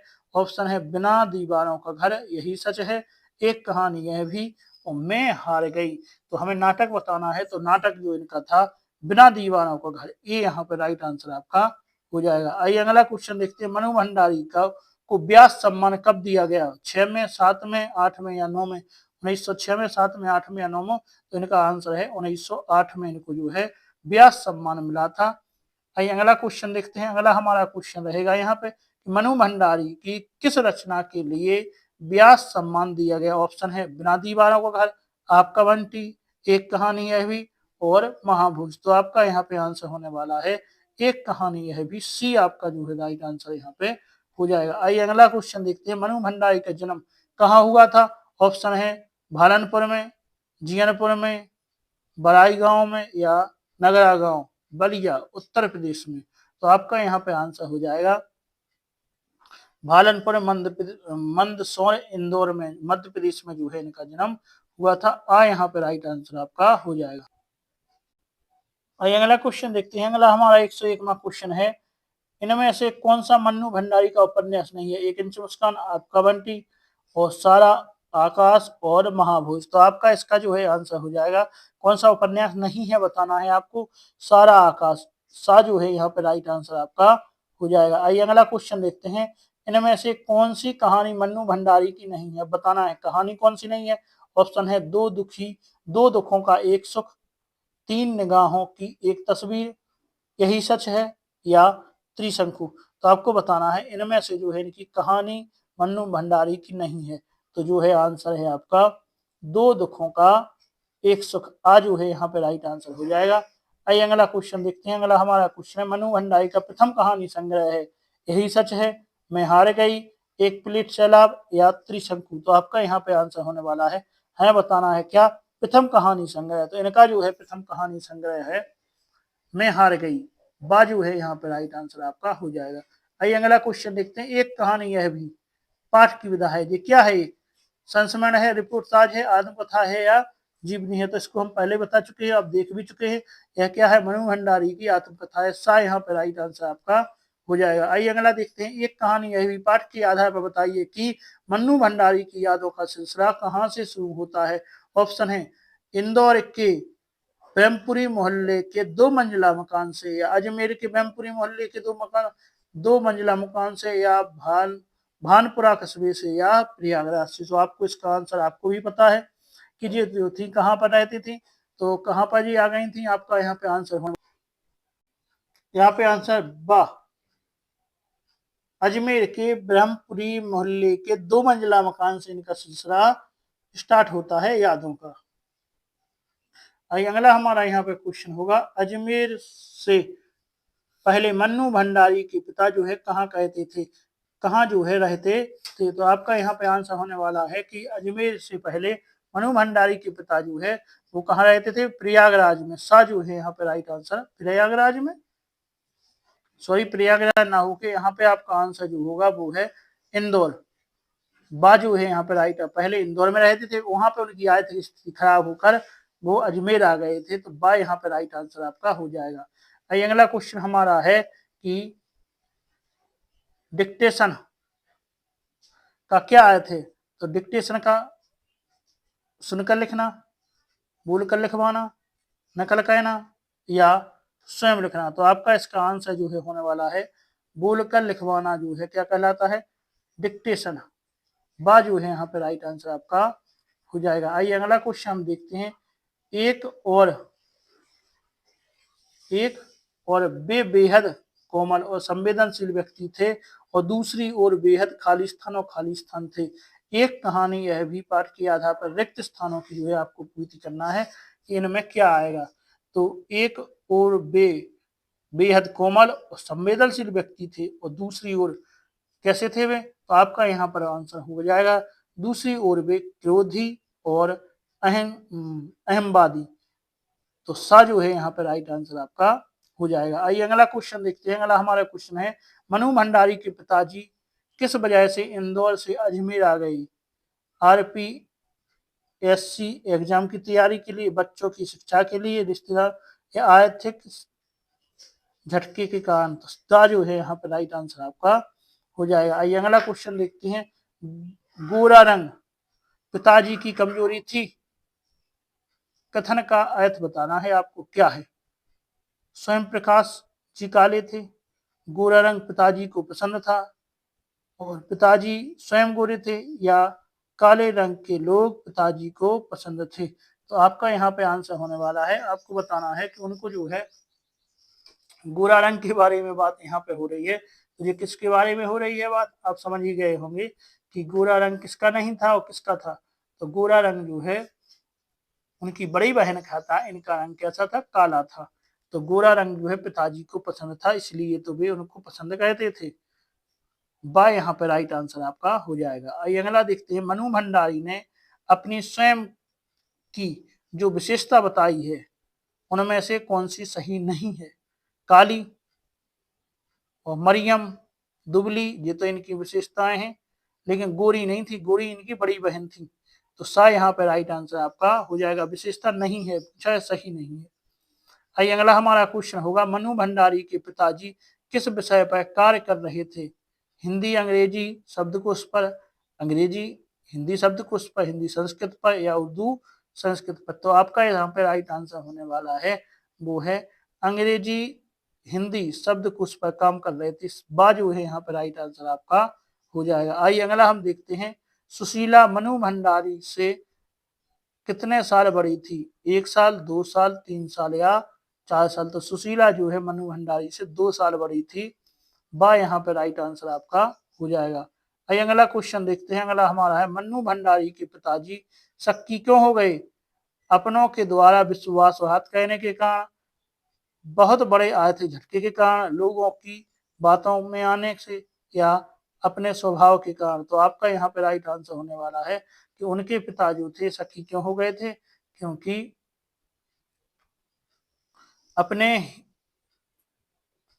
अपनों के द्वारा विश्वासघात करने के कारण ही उन्हें क्या आर्थिक नुकसान हो गया था। यहाँ पे राइट आंसर आपका हो जाएगा। अगला है धैर्य से कुछ ज्यादा ही धैर्य और सहन शक्ति थी शायद उनमें। यह पंक्ति मन्नू भंडारी ने किसके बारे में कही है।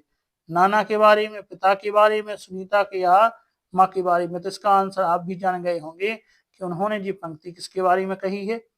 तो कैसी थी, धैर्य से कुछ ज्यादा ही धैर्य सहन शक्ति थी शायद उनमें। तो ये उनके माँ के बारे में बात है। दा यहाँ पे राइट आंसर आपका हो जाएगा। आइए अगला देखते हैं। मन्नू भंडारी व उसके भाई बहनों का सारा लगाव किसके साथ था, माँ के साथ, पिता के साथ, नाना के साथ या दादी के साथ। तो आपका यहाँ पे राइट आंसर होने वाला है मनु भंडारी व उसके भाई बहनों का जो लगाव था किसके साथ था, वो अपनी माँ के साथ था। आ यहाँ पे राइट आंसर आपका हो जाएगा। आइए अगला है, 5 भाई बहनों में सबसे छोटी कौन थी? स्वयं लेखिका, बहन सुशीला, राजीव या मनमोहन। तो आपको इसका आंसर भी पता है, लेखिका जो थी इनमें सबसे छोटी थी। आइए अगला क्वेश्चन देखते हैं। अगला 118वां हमारा यहाँ पे क्वेश्चन रहेगा, उसकी एक धुंधली सी याद ही मेरे मन में। यहाँ मनु भंडारी जो है किस याद के बारे में बात कर रही हैं? तो ऑप्शन है आपके, पिताजी के धोखे खाने की बात के बारे में, असहयोग आंदोलन के उपद्रव के बारे में, बड़ी बहन की शादी के बारे में, या शीला अकबर के बारे में। आपका आंसर यहाँ पे सा आंसर राइट होगा। वो अपनी बड़ी बहन की शादी के बारे में जो है बात कर रही थी, क्योंकि उनकी बड़ी बहन की शादी बहुत पहले हो गई थी। आइए अगला क्वेश्चन देखते हैं। अगला हमारा 119वां क्वेश्चन है, उस जमाने में लड़की की विवाह की उम्र की आवश्यक शायद थी। विवाह की उम्र की, तो विवाह का उम्र कितने सालों में हो जाता था? तो विवाह उस समय में जो है 15 साल, 16 साल, 17 साल, 18 साल। तो मन्नू भंडारी बताती हैं कि 16 साल की उम्र में ही वहां जब उस समय पे लड़कियों की शादी हो जाती थी। बा आंसर सही होगा। आइए अगला 120वां क्वेश्चन देखते हैं। मन्नू भंडारी किस कारण से हीन भावना से ग्रस्त थी? ऑप्शन है, पढ़ने में कमजोर होने से, डरपोक होने से, मरियल व काली होने से, और पिताजी की अधिक लाड़ी। तो आपका यहाँ पे आंसर होने वाला है वो मरियल व काली होने से, इसी हीन भावना से क्या है, ग्रस्त। बात हो रही है मन्नू भंडारी। उनकी बड़ी बहन जो थी वो गोरे रंग की थी। आइए अगला हम क्वेश्चन देखते हैं। अगला हमारा क्वेश्चन रहेगा कि मन्नू भंडारी की बड़ी बहन सुशीला की शादी कब हुई? ऑप्शन है 1943, 1945, 1944 या 1946। तो आपका इसका जो है आंसर यहाँ पे राइट होने वाला है। उनकी बड़ी बहन की जो है शादी 1944 ईस्वी में हुई थी। सा यहाँ पे राइट आंसर आपका हो जाएगा। आइए अगला हम क्वेश्चन देखते हैं। अगला हमारा 122वां क्वेश्चन होगा, मनु भंडारी के पिताजी रसोई को भटियार खाना क्यों कहते थे? ऑप्शन है, उनके हिसाब से यहाँ रहना खतरे से खाली नहीं। दूसरा, उनके हिसाब से यहाँ रहना अपनी क्षमता व प्रतिभा को भट्टी में झोंकता है। तो यहाँ पे यही आंसर सही हो जाएगा, क्योंकि उनके पिता कहते थे भटियार खाना, खाना बनाने की जगह को माने किचन जो है उसको कहते थे भटियार खाना। उन्होंने कहा अपनी क्षमता को और प्रतिभा को भट्टी में झोंक देना ही भटियार खाना है। मतलब जो व्यक्ति बैठा रहता है खाना बनाता है वो उनके हिसाब से कोई काम का नहीं है। अपनी जो उनकी क्षमता है, जो कुछ और कह सकते हैं, वो व्यक्ति दिन भर खाना बनाता रहता है और बस उसी को तो उन्होंने उस जगह को क्या कह दिया, भटियार खाना कह दिया। आइए अगला हम क्वेश्चन देखते हैं। अगला हमारा 130वां क्वेश्चन है, वर्तमान में पड़ोस कल्चर ने हमारा जीवन बना दिया है। वर्तमान में पड़ोस कल्चर ने हमारा जीवन बना दिया है। ऑप्शन है आपके, कैसा बना दिया है? असहाय, असुरक्षित, संकुचित, उपर्युक्त सभी। आपका आंसर यहाँ पे डी आंसर सही होने वाला है, उपर्युक्त सभी। आइए अगला क्वेश्चन देखते हैं। अगला हमारा यहाँ पे क्वेश्चन है, मनु भंडारी के पिताजी का प्रिय सगल था। ऑप्शन है, साहित्यिक चर्चा कहना, राजनीतिक बहस कहना, सामाजिक चर्चा कहना, या अंतरराष्ट्रीय चर्चा करना। तो यहाँ पे आपका आंसर हो जाएगा बा। वो एक राजनेता थे और तो यहाँ पे क्या करेंगे, वो राजनीतिक बहस कहना उनका जो है सगल था, मतलब कहते थे वो है समय। आइए अगला 125वां क्वेश्चन है, मन्नू भंडारी की प्रिय अध्यापिका थी मनीषा अग्रवाल, शीला अग्रवाल, टीना अग्रवाल या रवीना अग्रवाल। तो आपका यहाँ पे आंसर होने वाला है, उनकी जो अध्यापिका थी वो थी शीला अग्रवाल। बा यहाँ पे राइट आंसर आपका हो जाएगा। आइए अगला हम क्वेश्चन देखते हैं। 126वां क्वेश्चन है, मनु भंडारी ने 10वीं पास कब की? ऑप्शन 43 में, 45 में, 44 में या 46 में। तो उन्होंने 10वीं पास जो किया था 1945 में। बा यहाँ पे राइट आंसर आपका हो जाएगा। आइए अगला क्वेश्चन देखते हैं। अगला हमारा यहाँ पे क्वेश्चन है, मन्नू भंडारी ने किस लेखक के बारे में कहा कि उनके रचनाओं में छोटे छोटे शैल सहज वाक्यों वाली शैली ने बहुत आकृष्ट किया? प्रेमचंद, जयेंद्र कुमार, भगवती चरण वर्मा या अज्ञे। तो इसका जो है आंसर यहाँ पे होने वाला है जैनेन्द्र कुमार, बा यहाँ पे राइट आंसर हो जाएगा। आइए अगला क्वेश्चन देखते हैं। अगला हमारा क्वेश्चन रहेगा, अब हम आ गए हैं अगले पाठ पर, हालदार साहब के बारे में यहाँ पे देखेंगे। नेताजी का चश्मा स्वयं प्रकाश द्वारा जो लिखा गया है वह कहानी यहाँ पे स्टार्ट हो गई है। अब जो नेताजी का चश्मा था, जो मूर्ति बनी थी वो कहाँ लगी थी, चौराहे पर मूर्ति लगी थी। तो हालदार साहब, पाठ का नाम रहेगा नेताजी का चश्मा, लिखा है स्वयं प्रकाश ने। आइए देखते हैं इसके बारे में। तो यहाँ पे पहला क्वेश्चन आपको दिया गया है, हालदार साहब को कितने दिनों बाद कंपनी के काम से उस कस्बे से गुजरना पड़ता था। तो आपको पता है कि 15 दिन बाद जो है यहाँ पे राइट आंसर आपका हो जाएगा। 15 दिन के काम से वो उस चौराहे से हर बार निकलते थे। कितने दिन बाद, 15 दिन बाद। आइए अगला क्वेश्चन यहाँ पे होगा,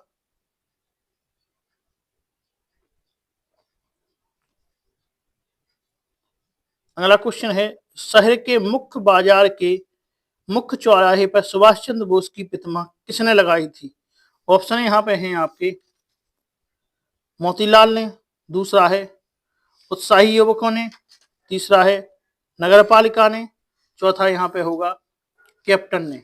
तो आपको बताना है जो प्रतिमा थी वो किसने यहाँ पे लगाई थी। तो आपका यहाँ पे आंसर होने वाला है, प्रतिमा जो लगाई गई थी वो नगर पालिका द्वारा लगाई गई थी। सा जो है यहाँ पे आंसर आपका राइट हो जाएगा। आइए अगला हम क्वेश्चन देखते हैं। 130वां क्वेश्चन है, नेताजी की मूर्ति बनाने का काम किसे सौंपा गया। कैप्टन को, मास्टर मोतीलाल को, पानवाले को, या मास्टर रामलाल को। तो आपका यहाँ पे राइट आंसर होने वाला है, आपको पता है कि जो मूर्ति जो है वो स्कूल के मास्टर मोतीलाल ने बनाई थी, क्योंकि पैसों की कमी पड़ रही थी। तो वहीं पे जो कलाकार थे मास्टर, उन्होंने ही मोतीलाल ने मूर्ति बना दी थी। तो बा जो है यहाँ पे राइट आंसर आपका हो जाएगा। आइए अगला हम देखते हैं। अगला हमारा क्वेश्चन है, हालदार साहब को कितने दिनों के बाद कंपनी के काम के सिलसिले में उस कस्बे से गुजरना पड़ता था। 7वें दिन, हर 15वें, 5वें और 15वें। तो आपका यहाँ पे आंसर होने वाला है कि हर 15वें दिन से जो है गुजरना पड़ता था। आइए अगला क्वेश्चन हो जाएगा। अगला यहाँ पे क्वेश्चन है, नेताजी की मूर्ति पर किस प्रकार का चश्मा था जब हालदार साहब ने पहली बार देखा। पतली फ्रेम वाला, गोगो चश्मा, या गोलकाला चश्मा, या चौड़े फ्रेम वाला चश्मा। तो आपका यहाँ पे राइट आंसर होने वाला है, जो वहां पे जो मूर्ति लगी थी वो मूर्ति कैसी थी, मूर्ति पत्थर की थी, उसमें जो है चश्मा जो है असली लगा था। और कैसे लगा था, चौड़ी फ्रेम वाला। तो दा जो है यहाँ पे राइट आंसर आपका हो जाएगा। कौन सा, दा आंसर आपका राइट हो जाएगा। आइए अगला हम देखते हैं। अगला हमारा क्वेश्चन है, नेताजी की मूर्ति पर लगे चश्मे पर किसका ध्यान गया। पानवाले का, चौकीदार का, हल्दार साहब का, या नगर पालिका का। तो सा जो है राइट आंसर आपका हो जाएगा किसका, सा, हल्दार साहब का। जो हल्दार साहब की नजर गई उस चश्मे पर। आइए अगला क्वेश्चन देखते हैं। अगला हमारा है, हल्दार साहब ने नेताजी के चश्मे के बारे में किससे पूछा। कैप्टन से, पानवाले से, प्रशासनिक अधिकारी से, या गांव के सरपंच से।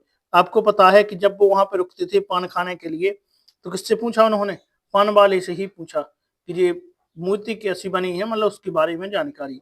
तो बाजू है यहाँ पे राइट आंसर आपका हो जाएगा। आइए अगला हम देखते हैं। अगला है, नेताजी की मूर्ति का चश्मा कौन बदल देता था। पानवाला, चौकीदार, हल्दार साहब, या कैप्टन। तो आपका यहाँ पे राइट आंसर होने वाला है, उनकी मूर्ति का जो चश्मा है वो कौन बदलता था, आपको पता है कैप्टन बदलता था। डी यहाँ पे राइट आंसर आपका हो जाएगा। आइए अगला हम देखते हैं। अगला हमारा है, कैप्टन किसका नाम है। पानवाले का, चश्मे वाले का, हल्दार साहब का, या चौकीदार का। तो पता है आपको, बार राइट आंसर होगा। जो कैप्टन है वो चश्मे वाले का नाम है, जो चश्मा बेचता था वही हर बार बदल देता था। आइए अगला क्वेश्चन हम देखते हैं। अगला यहाँ पे हमारा क्वेश्चन होगा, 137वां यहाँ पे क्वेश्चन है कि हल्दार साहब की नजर में कस्बे में लगी मूर्ति लगाने का प्रयास सराहनीय क्यों था। क्योंकि मूर्ति नेताजी की थी, मूर्ति पर असली चश्मा था, मुइती लगाने की भावना महत्वपूर्ण थी या मुइती में नेताजी मासूम दिख रही थी। तो यहाँ पे आपका राइट आंसर होने वाला है वो है मुइती लगाने की भावना महत्वपूर्ण थी। बी जो है यहाँ पे राइट आंसर आपका, सॉरी सी जो है आपका यहाँ पे राइट आंसर हो जाएगा कि जो है मुइती सराहनीय इसलिए है कि मूर्ति लगाने की भावना, हाँ भावना पे बात यहाँ पे हो रही है कि उन लोगों की भावना जो है अच्छी थी, इसलिए क्या है सराहनीय काम था। आइए अगला क्वेश्चन देखते हैं। कस्बे से गुजरते समय हालदार साहब क्या करते थे? चौराहे पर रुककर पान खाते थे, मूर्ति पर चश्मा लगाते थे, पान वाले से कैप्टन के विषय में पूछते थे, या पान वाले को अपने पदभार के विषय में बताते थे। तो आपका यहाँ पे आंसर होने वाला है कि जब भी वहां पे रुकते थे तो चौराहे पर रुककर पान खाते थे। पान खाने के लिए ही तो चौराहे पर रुकते थे, वहीं पर मूर्ति लगी थी। अगला है कवि नागार्जुन ने किस कारण दशा का वर्णन किया? अकाल की, महामारी की, अतिवृष्टि की, या अनावृष्टि की। तो बात हो रही है कवि नागार्जुन की, तो इसका आंसर जो है आपका होने वाला है अकाल की। ये जो है यहाँ पर राइट आंसर आपका हो जाएगा। ये पाठ से लिया गया है अकाल और उसके बाद, जो लिखा है नागार्जुन ने, अकाल और उसके बाद जो है पाठ से लिया गया है। और जो अकाल और उसके बाद है जो एक कविता है, कैसे क्या है कविता है, आपको पता होगा कि नागार्जुन लिखी द्वारा कविता है। इस कविता के जो दो बोल हैं वो हम बताते हैं। कई दिनों तक चूल्हा रोया चक्की रही उदास, कई दिनों तक कानी कुतिया सोई उनके पास, कई दिनों तक लगी भीत पर छिपकलियों की गश्त, और कई दिनों तक चूहों की भी हालत रही शिकस्त। यहाँ पे बात हो रही है कि जब अकाल के टाइम पर जो मतलब लोग भूखे रह जाते हैं, खाना नहीं मिलता है, तो वहीं पर उसी की जो है इस कविता में बात हो गई है, जो नागार्जुन द्वारा लिखी गई है, और पाठ का नाम है अकाल और उसके बाद की बात है। आइए अगला हम क्वेश्चन देखते हैं। अगला है घरों में चूल्हा क्यों नहीं जला? ईंधन नहीं था, अनाज नहीं था, और जरूरत नहीं थी, या लकड़ियां मिली थी। तो आपका यहाँ पे राइट आंसर होने वाला है, आपको पता है कि बात यहाँ पे हो रही है किसकी? यहाँ पे बात अकाल की हो रही है। तो बताया गया है कि चूल्हा यहाँ पे क्यों नहीं जला, तो चूल्हा क्यों नहीं जला, तो घरों में चूल्हा क्यों नहीं जला? तो किस लिए नहीं जला था चूल्हा? तो चूल्हा घरों में इसलिए नहीं जला क्योंकि घरों में क्या, लकड़ियां, अनाज नहीं था, ईंधन नहीं था। तो आपका यहाँ पे राइट आंसर हो जाएगा यहाँ पे कि अनाज नहीं था, क्योंकि कहा गया है कई दिनों तक चूल्हा रोया चक्की रही उदास। तो कई दिनों तक चूल्हा रोया, चूल्हा क्यों रोया? चूल्हा, चूल्हा मतलब चूल्हा, तो चूल्हा इसलिए रोया क्योंकि वहां पे अनाज ही नहीं तो जला ही नहीं। तो जला क्यों नहीं? क्योंकि अकाल आ गया था, अकाल के समय पे अनाज नहीं है। तो यहाँ पे बी आंसर आपका राइट हो जाएगा। अगला हम क्वेश्चन देखते हैं। अकाल में चूल्हे के पास कौन सोया? कुतिया, बिल्ली, बकरी, या गाय? तो आपको पता है कई दिनों तक चूल्हा रोया चक्की रही उदास, कई दिनों तक कानी कुतिया सोई उसके पास। कौन? कानी कुतिया। तो आपका यहाँ पे राइट आंसर आपको समझ में आ ही गया होगा कि यहाँ पे जो है आपका राइट आंसर क्या है। तो जो है चूल्हे के पास कई दिनों तक कौन सोया मतलब, तो यहाँ पे आंसर आपका हो जाएगा ए कुतिया। आइए अगला क्वेश्चन हम देखते हैं। 142वां हमारा क्वेश्चन है। अकाल के दौरान घर की दीवारों पर कौन घम रहा था? तो कॉकरोच, छिपकलियां, सांप, या मच्छर? तो पता है कई दिनों तक लगी भीत पर छिपकलियों की गश्त, और कई दिनों तक चूहों की भी हालत रही शिकस्त। तो क्या आंसर हो जाएगा आपका? यहाँ पे आंसर जो है बी राइट आंसर आपका हो जाएगा। कौन है? छिपकलियां यहाँ पे हो जाएंगी। आइए अगला क्वेश्चन देखते हैं। अगला हमारा 143वां क्वेश्चन है। कवि ने अकाल की परिस्थितियों का चित्रण किस प्रकार किया? ऑप्शन है चक्की का उदास रहना, चूल्हे का न जलना, चूहों की खराब हालत, उपयुक्त सभी। तो आपका यहाँ पे आंसर डी हो जाएगा, उपयुक्त सभी। आइए अगला हम क्वेश्चन देखते हैं। अगला हमारा क्वेश्चन है यहाँ पे, कवि ने अकाल के दौरान किस जो है निर्जीव वस्तु का उल्लेख किया है? चूल्हा का, चक्की का, दीवारों का, ये सभी। तो आपका आंसर भी यहाँ पे ये सभी हो जाएगा। आइए अगला क्वेश्चन देखते हैं। अगला यहाँ पे क्वेश्चन है कि जीव जंतुओं की व्याकुल स्थिति का क्या कारण था? ऑप्शन है ग्रीष्म ऋतु, जल का अभाव, अकाल या महामारी। तो आपका यहाँ पे आंसर है अकाल, सी यहाँ पे राइट आंसर आपका हो जाएगा। आइए अगला हम देखते हैं। अगला यहाँ पे हमारा क्वेश्चन है कि घर भर की आंखें चमक उठी, घर भर की आंखें चमक उठी से कवि का क्या अभिप्राय है? घर भर की आंखें चमक उठी से क्या अभिप्राय है? तो यहाँ पे हम आपको और कविता बता देते हैं। दाने आए घर के अंदर कई दिनों के बाद, और धुआं उठा आंगन से ऊपर कई दिनों के बाद, और चमक उठी घर भर की आंखें कई दिनों के बाद, और कोई ने खुजलाई पाखें कई दिनों के बाद। मतलब बहुत दिनों बाद खाना बना है इसलिए। तो ऑप्शन है आपके, घर के सभी लोग प्रसन्न हो गए, सभी की आंखें ठीक हो गईं, घर में उजाला हो गया, या घर के सदस्यों को सफलता मिल गई। तो यहाँ पे आपका राइट आंसर क्या होने वाला है? आपको समझ में ही आ गया होगा कि घर भर की आंखें चमक उठी। क्यों चमक उठी? तो इसका जो है आपका आंसर यहाँ पे होने वाला है कि घर के सभी लोग प्रसन्न हो गए, इसलिए वहां पे आंखें चमक उठी, क्योंकि कई दिनों तक वहां पे अन्न आ गया था, इस वजह से कई दिनों बाद चूल्हा जला है। तो ये यहाँ पे राइट आंसर आपका हो जाएगा। आइए अगला क्वेश्चन देखते हैं। अगला हमारा क्वेश्चन है, अगला यहाँ पे क्वेश्चन होगा, लेखक ने किस देश की यात्रा का वर्णन किया है? ऑप्शन है जापान की, चीन की, या नेपाल की, या अमेरिका की। तो यहाँ पे आपका राइट आंसर होने वाला है कि लेखक ने किस जो है देश की यात्रा का वर्णन किया है। यह पाठ आपको समझ में आ ही गया होगा कि लेखक ने किस देश की यात्रा के बारे में यहाँ पे बताया जा रहा है। तो आपको यहाँ पे पाठ समझ में आ गया होगा हमारे हिसाब से। ये जो पाठ है मैं क्यों लिखता हूँ के बारे में है।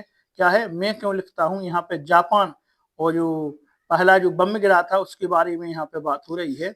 और आपको वहां पे ये समझना है किस पार्ट से कौन चीज ली गई है। तो आपको देखते ही समझ में आ जाए ऐसा मतलब अच्छे तरीके से आपको पढ़ना है। ये पाठ जो है सच्चिदानंद हीरानंद बादशाह अज्ञे द्वारा लिखा गया है, मैं क्यों लिखता हूँ। तो आपको समझ में आ गया है किस पार्ट से लिया गया है। तो आंसर इसका आपको पता ही है, आंसर इसका हो जाएगा जापान। ये जो है राइट आंसर आपका हो जाएगा।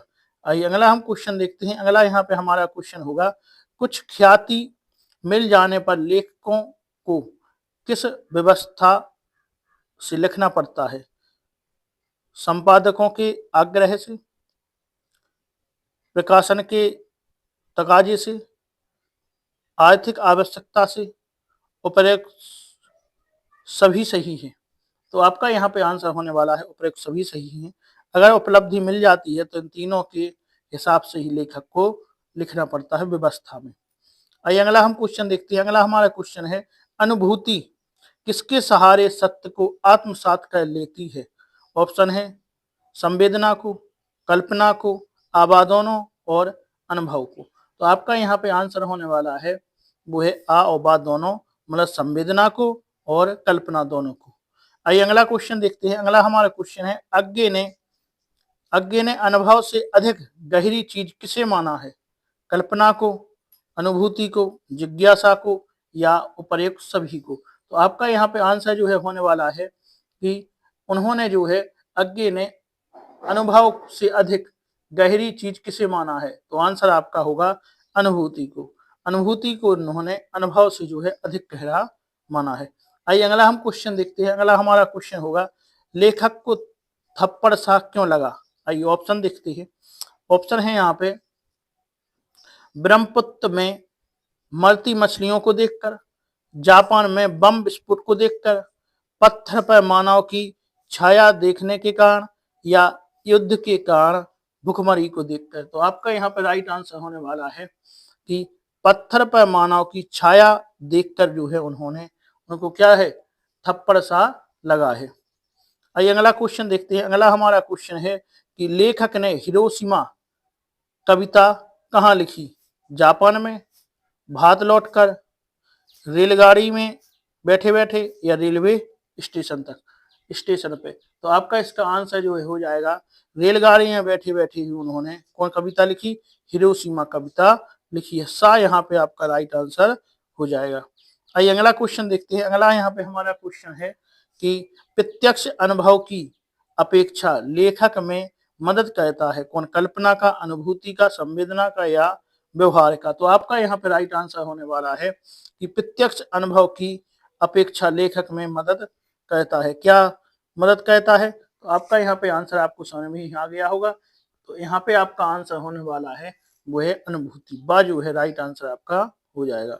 आइए अगला क्वेश्चन देखते हैं। अगला हमारा क्वेश्चन है किस नदी में बम फेंककर सैनिक हजारों मछलियां मार देते थे?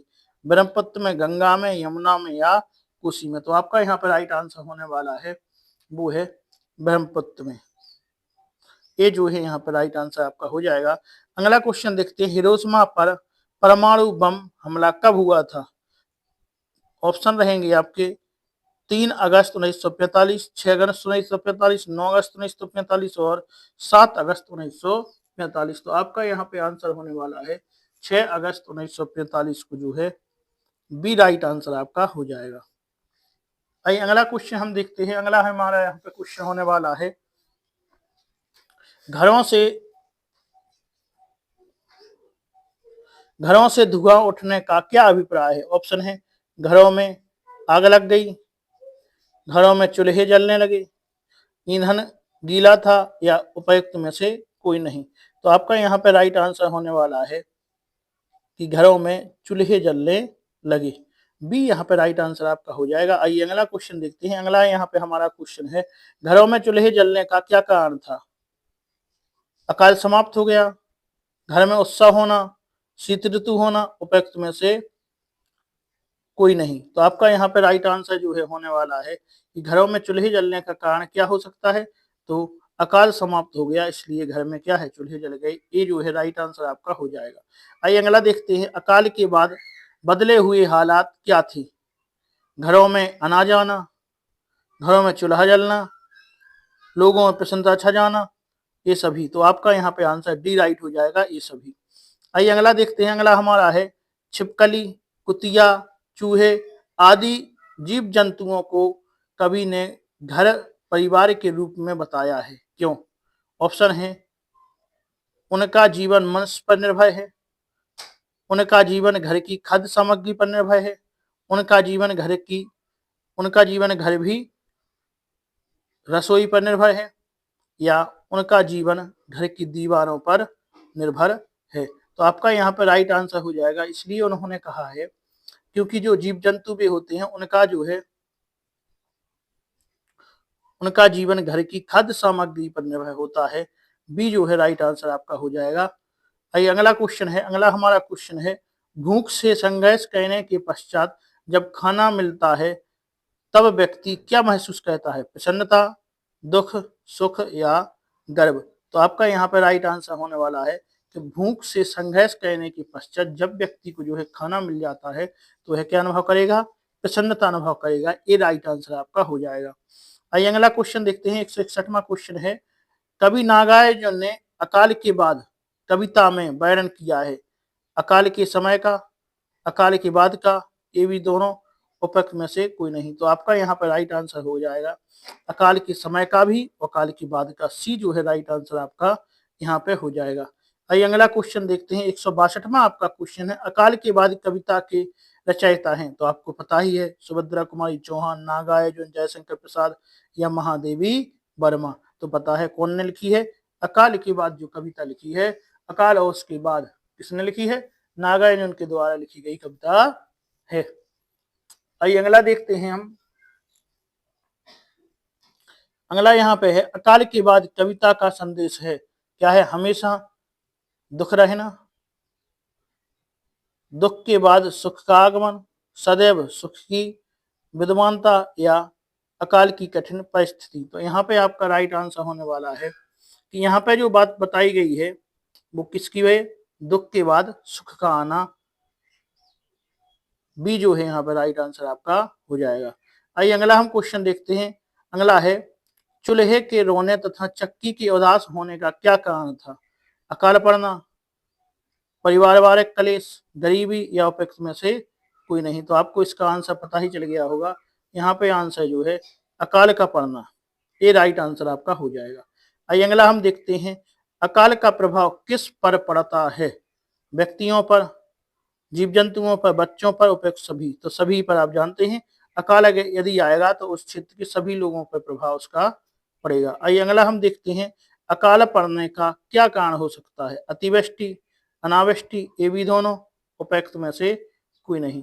तो अकाल होने का मतलब अकाल पड़ने का क्या कारण हो सकता है? तो अकाल पड़ने का कारण अतिवृष्टि भी हो सकता है और अनावृष्टि दोनों हो सकता है, मतलब ज्यादा पानी बरसना या बिल्कुल पानी नहीं बरसना। सी आपका जो है राइट यहाँ पे आंसर हो जाएगा। कौन सा हो जाएगा? सी यहाँ पे राइट आंसर आपका हो जाएगा। आइए अगला देखते हैं। अगला हमारा यहाँ पे क्वेश्चन रहेगा कि कवि ने अकाल के बाद कविता में वर्णन किया किसका? दो विपरीत परिस्थितियों का, खुशहाल समय का, निराशाजनक परिस्थितियों का, या इनमें से कोई नहीं। तो आपको इसका आंसर पता ही चल गया होगा, दो विपरीत परिस्थितियों का। तो आज के इस वीडियो में आपने देखा हमने यूनिट नंबर 18 जो है पूरी खत्म यहाँ पे कर ली है। यूनिट नंबर 18 के सभी वस्तुनिष्ठ क्वेश्चन सभी चैप्टरों से और बहुत ही अच्छे तरीके से यहाँ पे कंप्लीट कर लिए हैं। तो आज के इस वीडियो में हम इतना ही रहने देते हैं। आगे आपसे जो मुलाकात होगी उसमें हम यूनिट नंबर 19 लेके आएंगे। उसके बाद जो है हम आपके लिए और भी कुछ नया लेकर आ रहे हैं। तो आप बने रहे हमारे साथ, वीडियो को बिल्कुल भी स्किप ना करें, पूरा वीडियो देखते रहे। हमारा जो भी वीडियो देखते हैं आप पूरा भी देखें, क्योंकि आपको उसके बीच में या लास्ट में कुछ बहुत ही महत्वपूर्ण चीजें हम जो लेकर आते हैं, कोई भी फालतू की चीजें यहाँ पे लेकर नहीं आते हैं। तो यहाँ पे जो हमारा वीडियो है आज का इतना ही रहने देते हैं। कल आपसे फिर मुलाकात होगी अगले वीडियो में। और आप जो है चैनल को सब्सक्राइब कर लें और वीडियो को लाइक अवश्य कर दें। यदि आपको वीडियो पसंद आई है या आपको लगता है कि मेहनत सर कर रहे हैं, बहुत से आपके लिए क्वेश्चन, महत्वपूर्ण क्वेश्चन लेके आते हैं, आपकी जो सीरीज है बहुत ही महत्वपूर्ण है, तो आप लोग वीडियो को लाइक अवश्य करें, चैनल को सब्सक्राइब अवश्य कर लें, क्योंकि अभी हमारे पास कुछ दिन बचे हैं और तब तक हम आपके लिए इसी प्रकार से बहुत ही महत्वपूर्ण क्वेश्चन लेकर आते रहेंगे। आप देखना कि आपके जो एग्जाम हॉल में यदि आप बैठेंगे और यहाँ से आप हमारे यहाँ से तैयारी करके जा रहे हैं, तो आपको एग्जाम में क्वेश्चन अवश्य निश्चित तौर पर यहाँ से आपको मिलने वाले हैं। तो आप बिल्कुल कोई टेंशन ना लें, आप पहला पेपर देख लेंगे, यहाँ पे हम आपको रिव्यू देंगे तो आपको पता चल सकेगा कि हमारे यहाँ से जो है आपको कितने क्वेश्चन देखने को मिले हैं। तो आज के इस वीडियो में इतना ही रहने देते हैं। आप चैनल को सब्सक्राइब कर लें और वीडियो को लाइक अवश्य कर दें। आज के वीडियो में इतना ही, धन्यवाद, फिर मुलाकात होगी।